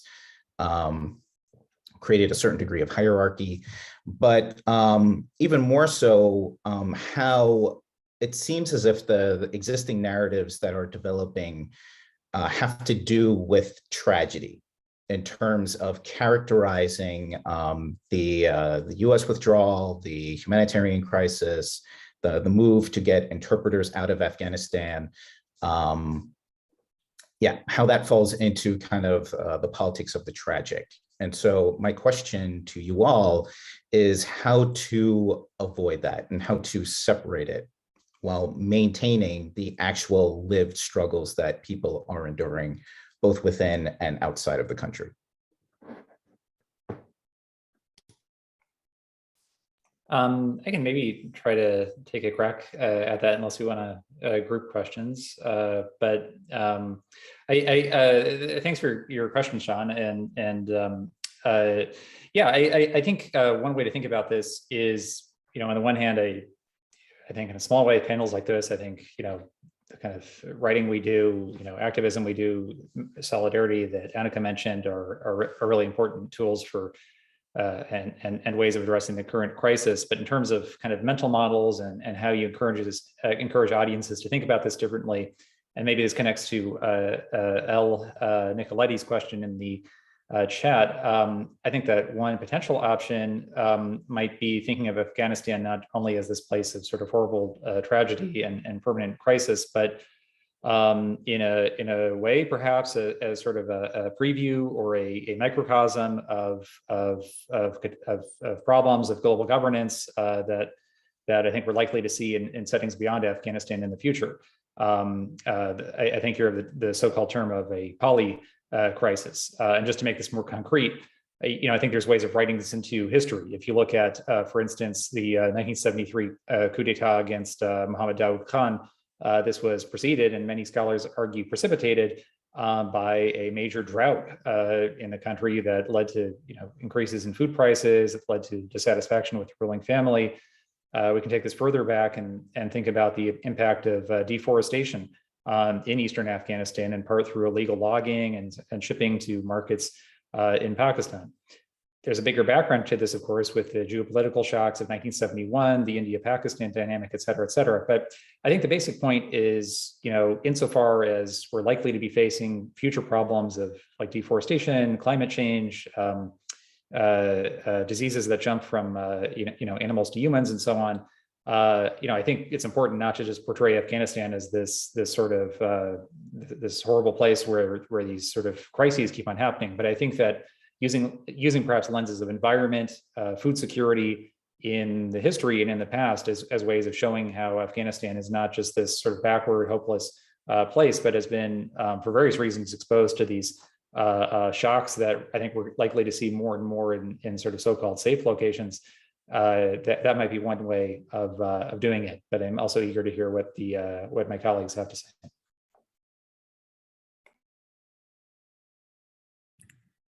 I think one of the problems, that I'm actually like grappling with in some of that is, how do we actually like show both of these things? I mean, it's not untrue that Afghans really, are situated in a terrible situation for so many different reasons, and I think just ignoring that, I mean, we don't have to talk about it as a kind of like narrative of tragedy, but I think, how do we kind of like hold that both actually, and actually like also do it justice in ways that we write about it.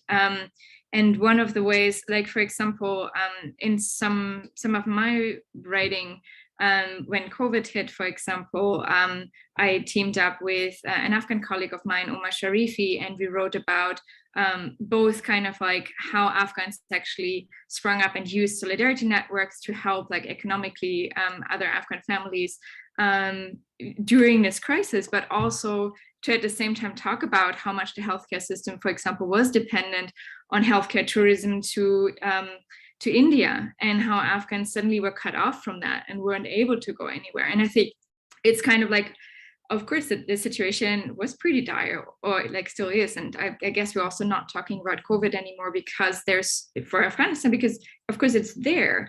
It's just that so many other things are so more pressing, of people not actually having food, of people actually having so many other like problems right now in this current situation.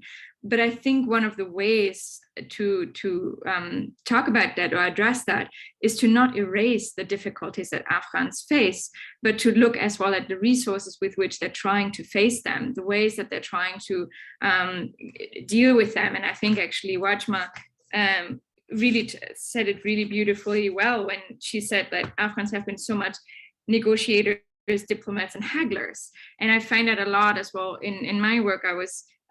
When I was writing about how different Sufi communities, for example, had to deal with different ideological governments, with migration, with wartime, and how they dealt with that in very ingenious ways. And this didn't mean that they were not affected by the violence. Many of these communities actually were killed, were put into prison, were definitely targeted. But they also found ways to survive and to keep their community intact. And I think it's kind of a challenge to tell both of these stories and not to erase the agency of Afghans specifically, but also not to erase the violence that these people face, and the people who we research on and who we work with.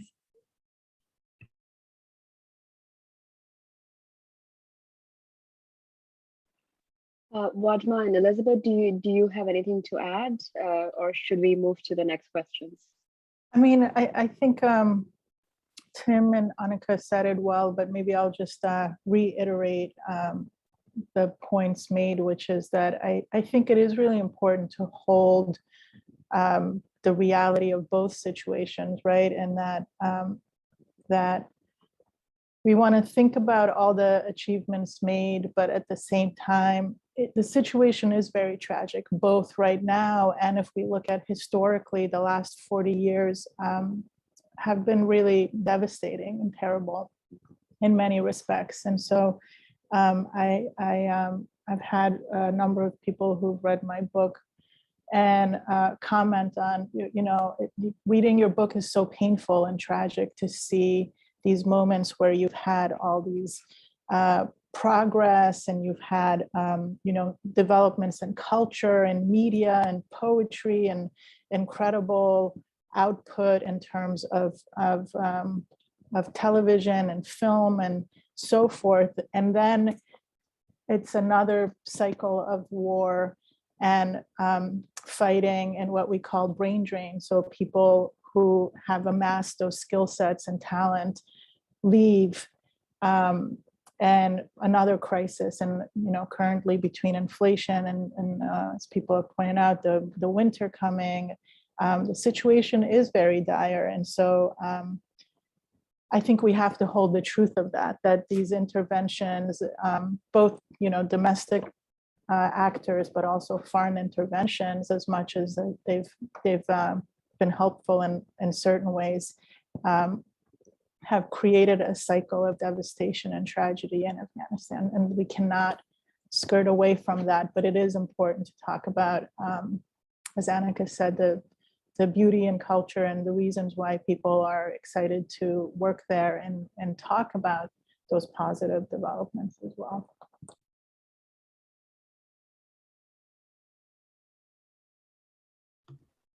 Jay, I'm happy for you to maybe move on to the next question. Okay, all right. So we have a question from Alyssa, followed by Christian. Alyssa, go ahead. Yes. It's slightly hard. Can you try again? Perhaps without the headphones. Is it better? Okay. Professor Schmeding, you said that commenters have found importance in researching about tribes in Afghanistan. Do you think that with the reemergence of the Taliban and different tribes being involved on both sides of the war, there will be more talk about the tribes in academia as a whole, or do you believe that they'll be overlooked again?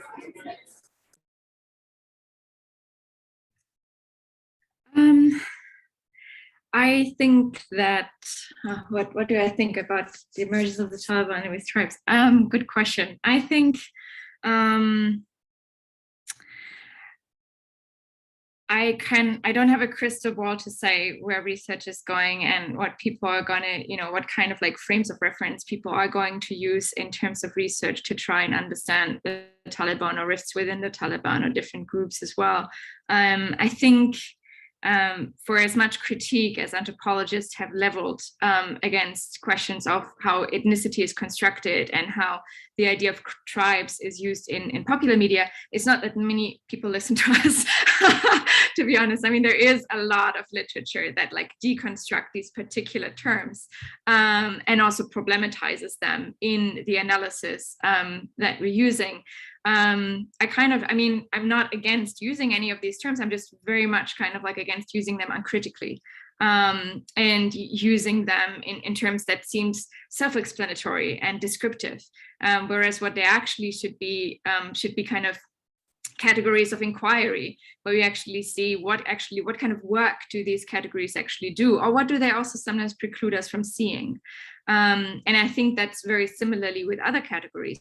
When we're talking about Islam, what does it explain with the Taliban right now, and what does it not explain? How do actually potentially other aspects of socialization, of gendered structures, of many other things, do explain other aspects as well of this particular group or of fissures within this group. And so I think I'm actually curious to see how different people are going to start tackling the study of the current moment as well, because I don't think that it's an easy one. I also don't think that it's so directly clear, because as well, of course, like the Taliban as a government are not the most, even though of course you have now Twitter accounts and the Taliban being, tweeting prolifically, but you do not really have a transparent government right now where we really fully understand what is happening inside. So I think the study of like the Qarn moment is going to be an interesting one, but we should really try and push for a critical use of any of those categories. Excellent. So this was a question for Annika. So I think we can move on to the next question, unless Tim, Elisabeth, Wazmah, you would like to add anything to what Annika said. Okay. All right. We have our next question from Christian, followed by Rohala. Christian, go ahead. All right. First of all, thank you for speaking today. It's been really interesting. I actually first became interested in this topic in Professor Case's class last year. And so it's good to see you again. But I was going to ask a question to Dr. Osman or anybody.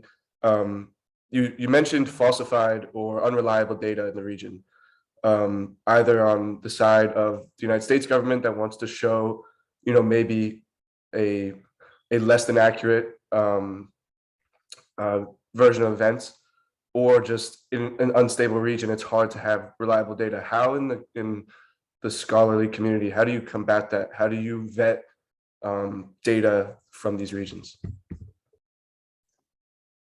That's a great question, Christian, and something that I look at in my work too, because even though I'm an anthropologist, we have to rely on data sets, and we have to rely on historical data and archives and so forth. And one of the ways I try to combat it is, for example, in addition to the statistics I just talked about in terms of exaggerations around women's education and so forth, I was looking at, for example, I would interview different TV stations, and they would say, well, we have the most audience share. And then they would produce they would give me data that was sponsored by, either the US Embassy in Kabul or USAID or the British Embassy and some of the other supporters of those particular stations that pretty much reiterated that the stations that those foreign governments were allocating monies towards did have the most market share. And when I was interviewing people, there was discrepancy, and that's where I realized, I was like, oh, this study that was sponsored by this state government says that across the board, this is the most popular station amongst these groups, and these are the programs that people watch the most. But when I was talking to people and interviewing people, which is what ethnographic anthropological work is really good at, is speaking to people, and I conducted over 100 interviews. People would talk about all these other programs that they actually enjoyed in other TV stations and so forth. And that's when I realized that there is this problem with it. And so one of the ways I try to counter that is by relying also, so I would still incorporate those studies, but I would contextualize it within what we call the political economy, or where the funding comes from. And then at the same time, use excerpts from my interviews to say, actually, these other stations and these other media outlets and these other TV programs are also really popular for these reasons, beyond just that.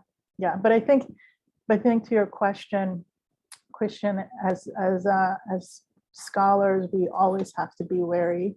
And same thing as audiences and viewers, when we hear, oh, this is this way or just that way, when we have these kinds of graphs and charts and statistics. Absolutely. No, thank you very much, Wazmah. Let's hear from Rohala about his question. Hello, and thank you very much for the excellent panel.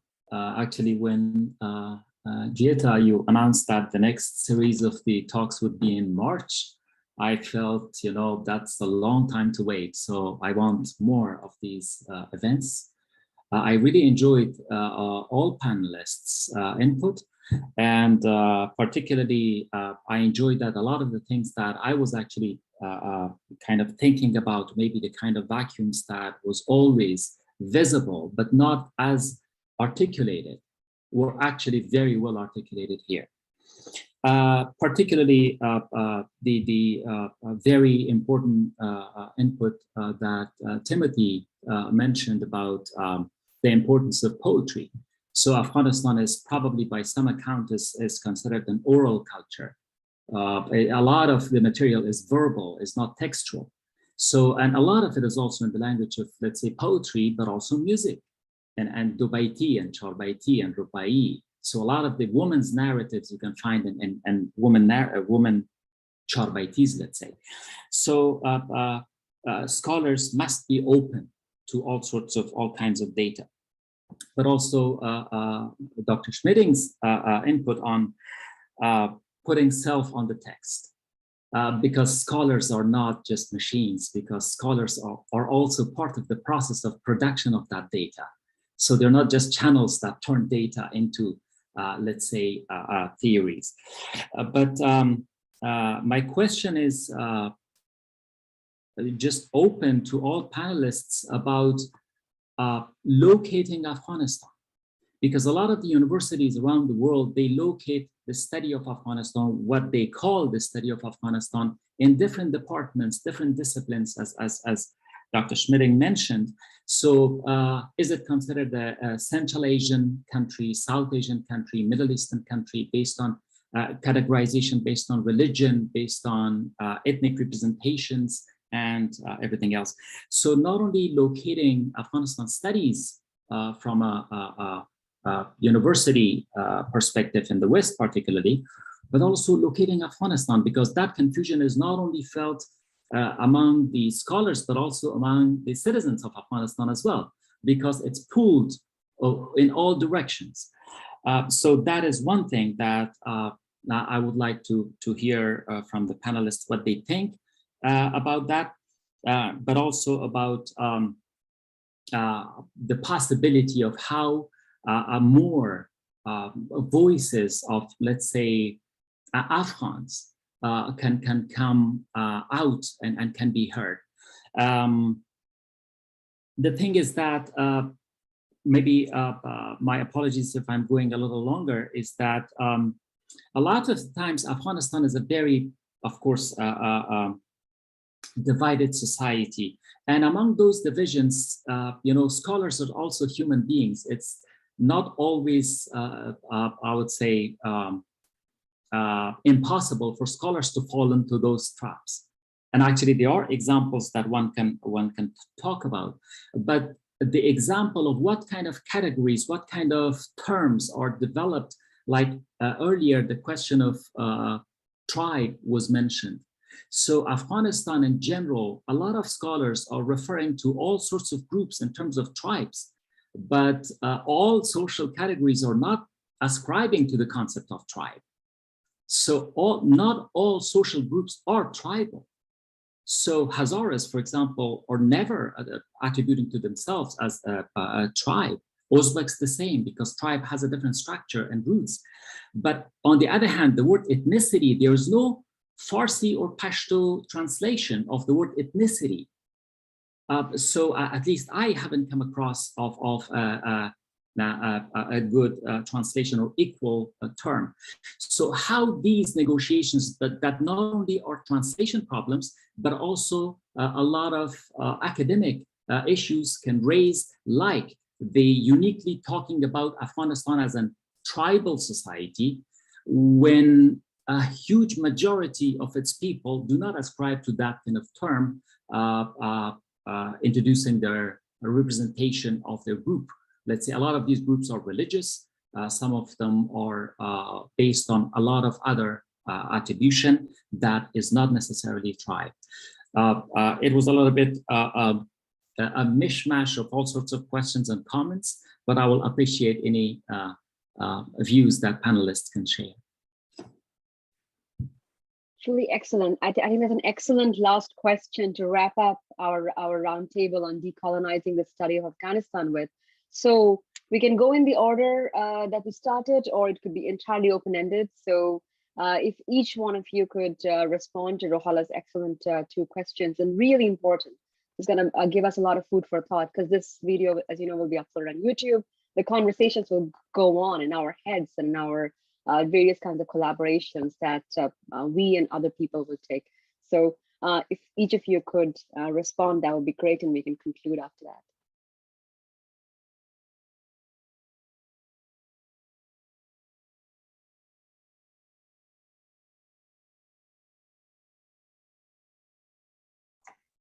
I mean, maybe I'll just start us off to say on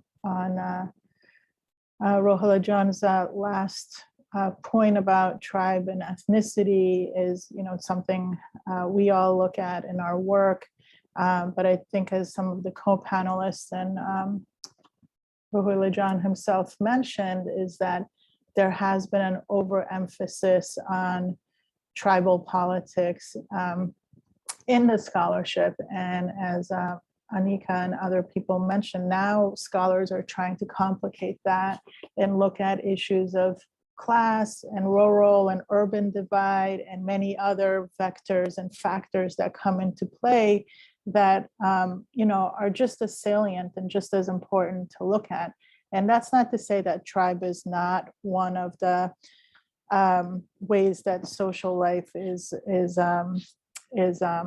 viewed through. It is one of the aspects of society. And if we look at it historically, there has been a dominance by Pashtun tribes in governance and so forth. But at the same time, that does not negate the incredible achievements and contributions of people from all the other tribes, right? From Tajiks and Uzbeks and Hazaras and many other people from both within the government and outside of the government who've managed to do really great things. And this is in the pre-war times that I'm talking about. In the post-war time, I would say there was even more actors and more diversity in terms of people who were contributing to society. Of course, ultimately issues of corruption and other policy failures implemented and militarism and so forth led to the Taliban takeover. But yeah, I'll start us off by saying that much.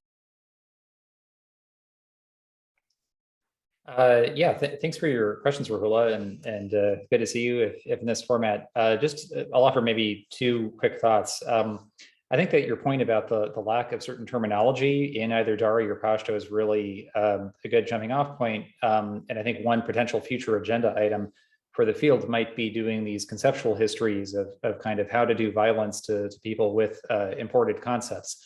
Oftentimes, I think one area of study that James Qarn has worked on in this direction, but I think there's a lot of room for exploration, is how European notions of race, of whiteness, of a so-called Aryan race, et cetera, were translated and kind of imported and even embedded in things like textbooks or school curricula by modernizing elites in Afghanistan in the 1930s and 1940s. In particular, this is one area where I have a lot of questions, and maybe I'm just ignorant on recent literature, but I would like to know more about how these concepts of race and ethnicity may have been appropriated by Afghan nationalists during that period. But I think back to the question from Ella Nicoletti and kind of making things legible, and to some of Elisabeth's impulses on writing the history of the war, I have heard, I think I believe that in interviews that Jennifer Murtazashvili to Pittsburgh has given, she has suggested that one potential reason for the American fixation on ethnicity as rather than class, as Annika said, as the kind of key figure through which to understand Afghanistan may be an inheritance from the Bosnian Wars. This idea of, if you're going to do nation building and if you're going to solve these crises, the key factor is going to be kind of ethnic conflict and ethnicity.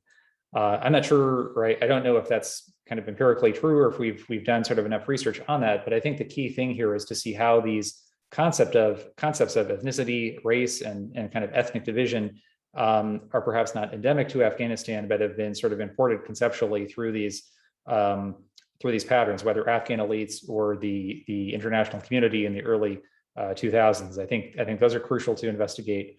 And yeah, I think in terms of kind of integrating more Afghan scholars into the conversation, I think particularly historians need to bone up on being better in terms of analyzing precisely the formats of orality that you described. I'm not sure how we get that conversation started, especially in the fields or subfields that I inhabit, but I think that is incredibly important. In my own case, it was only after seeing Ismail Balkhi's sort of portrait on sort of magazine after magazine after magazine that I started to realize, like, oh, this guy is actually pretty important, and yet somehow I haven't really read about him much in histories of 20th century Afghanistan. You know, why is that? And so yeah, I think a kind of celebration and centering of formats beyond just text, as Annika suggested earlier. Yeah, so good to see you, Ruhul Ajan, as well on this format. And thank you for the question. I think, well, there's multiple things, of course. I think trying to get at these other perspective and these other views also on orality and like collecting that. Of course, a lot of times it seems more that it's anthropologists who are doing that in the field who are collecting it, but of course, like it's historians as well who work with Afghans in diaspora or in Afghanistan as well, with private collections, with people's own recollection from a particular time. I mean, of course, that depends on which time frame the historian also works on, whether that can be an additional source to look at some of these things that you want to investigate. But I think one of the, and I think what kind of like Tim brought up is an interesting aspect, of course, as well of knowledge production in Afghanistan, which is how is it embedded, even for like anthropologists as well in the last like 20 years, where a lot of like young social scientists, for example, found more employment within the NGO scene than actual like, academic institutions that would pay them to do research. So a lot of it was contract research. And of course, a lot of people who came kind of like as humanitarians to work in Afghanistan had also, a pre-knowledge of other humanitarian disasters, other places. And it, of course, brought with them as well particular categories and ways of seeing place, because they a lot of times did not come from the academic study of Afghanistan. So I think there's these, interrelationships of that as well. And I think, I mean, particularly in anthropology, but also kind of like in human geography, there's some actually really poignant writing, of course, about the aid sector, the humanitarian intervention and its knowledge production as well in Afghanistan. So we do have some critical knowledge that has come out from that.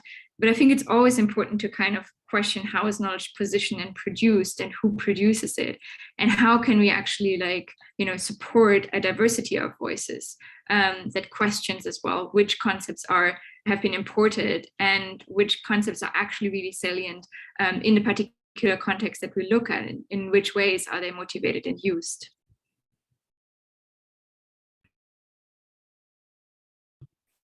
Brilliant. I mean, I don't think I have too much more to add. I mean, I agree. I mean, I think this question of language and terminology is one that I've definitely been wrestling with, and it's something that's really interesting to me.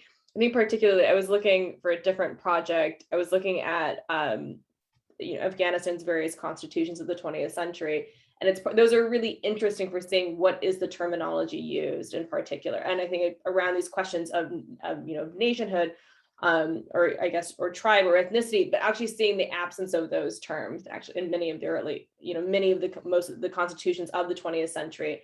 And I think those sorts of documents are so fascinating for thinking about what are the terms used, kind of what do those demonstrate in terms of various forms of self-fashioning. I think the thing that's really frustrating with, not frustrating per se, this question, but particularly, I guess, where do we situate Afghanistan, or kind of these possibilities of more Afghan voices? I don't know. It just feels to me slightly like there's a need and a requirement, and I think obviously it's something that we're all cognizant of, but I think this need to kind of just fundamentally embrace the complexity and the messiness of Afghan history, just like the way we embrace and recognize the complexity and messiness of American history or British history or Indian or Pakistan, the histories of all other kind of states, and this kind of, and in terms that are not sort of framed around the exceptional, but kind of recognizing this multiplicity of histories. And I guess that's probably one of the areas in which I guess we see, I suppose, kind of Afghanistan's perhaps sort of siloing off, whether in terms of South Asian studies or Middle Eastern studies, et cetera, really coming into play in terms of kind of which of those sorts of aspects come to the fore. But I mean, I think there is this real question about kind of the institutions that I think that Annika brought up. And I mean, it's something that I wrestle with, I think, particularly in terms of talking to potential prospective PhD students as well, is, you know, there isn't necessarily the institutional support either for, you know, for funding, for, you know, I mean, pandemic and environment aside, you know, for being able to go and do this sort of research. I guess, you know, for perhaps, you know, being able to learn additional languages to do this research as well. So, I mean, I think there's some real structural issues at hand that we have to wrestle with as well. I mean, in terms of what sort of, you know, what sort of funding and, you know, even barring the issues of visas, et cetera, are available to kind of help create, I guess, further generations of scholarship.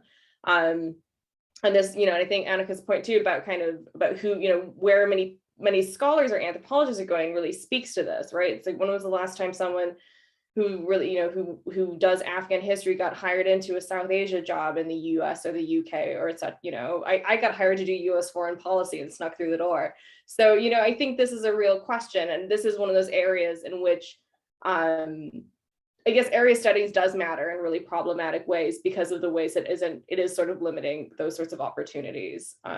But, you know, and I don't have an answer there, but I think thinking about what are the opportunities that, I guess, within our own institutions or using learned societies or other kind of groups, what are the opportunities for creating opportunities, and also for recognizing the sorts of skills in particular that need to be developed for these sorts of projects to really get off the ground. And likewise, kind of what sort of partnerships as well. Historians, I feel like, are exceptionally bad as well in terms of kind of partnering with non-historians or kind of local organizations. Tim is definitely an exception to that rule. But I think, you know, in that sense, I think historians in particular could be better in terms of working with local interlocutors in a much more valuable and textured way. Truly fantastic. We have reached the end of our time, and I'd like to take this opportunity to thank all our 4 panelists for extremely insightful comments. And as I mentioned, this conversation doesn't end here, right? It goes on. And we are also trying to organize a second roundtable in March on the same issue with a different set of scholars, because it's an ongoing conversation. So thank you really to Wazmah, Annika, Elisabeth, Timothy. Thank you to the excellent questions. Yeah, this has been great. It's a true honor to host you all. Thank you once again. Thank you for the invitation. Yeah, thanks so much for organizing, Jay. Yes, thank you very much. Bye, Thank everyone. you. Take care. Enjoy the rest of your day. Bye.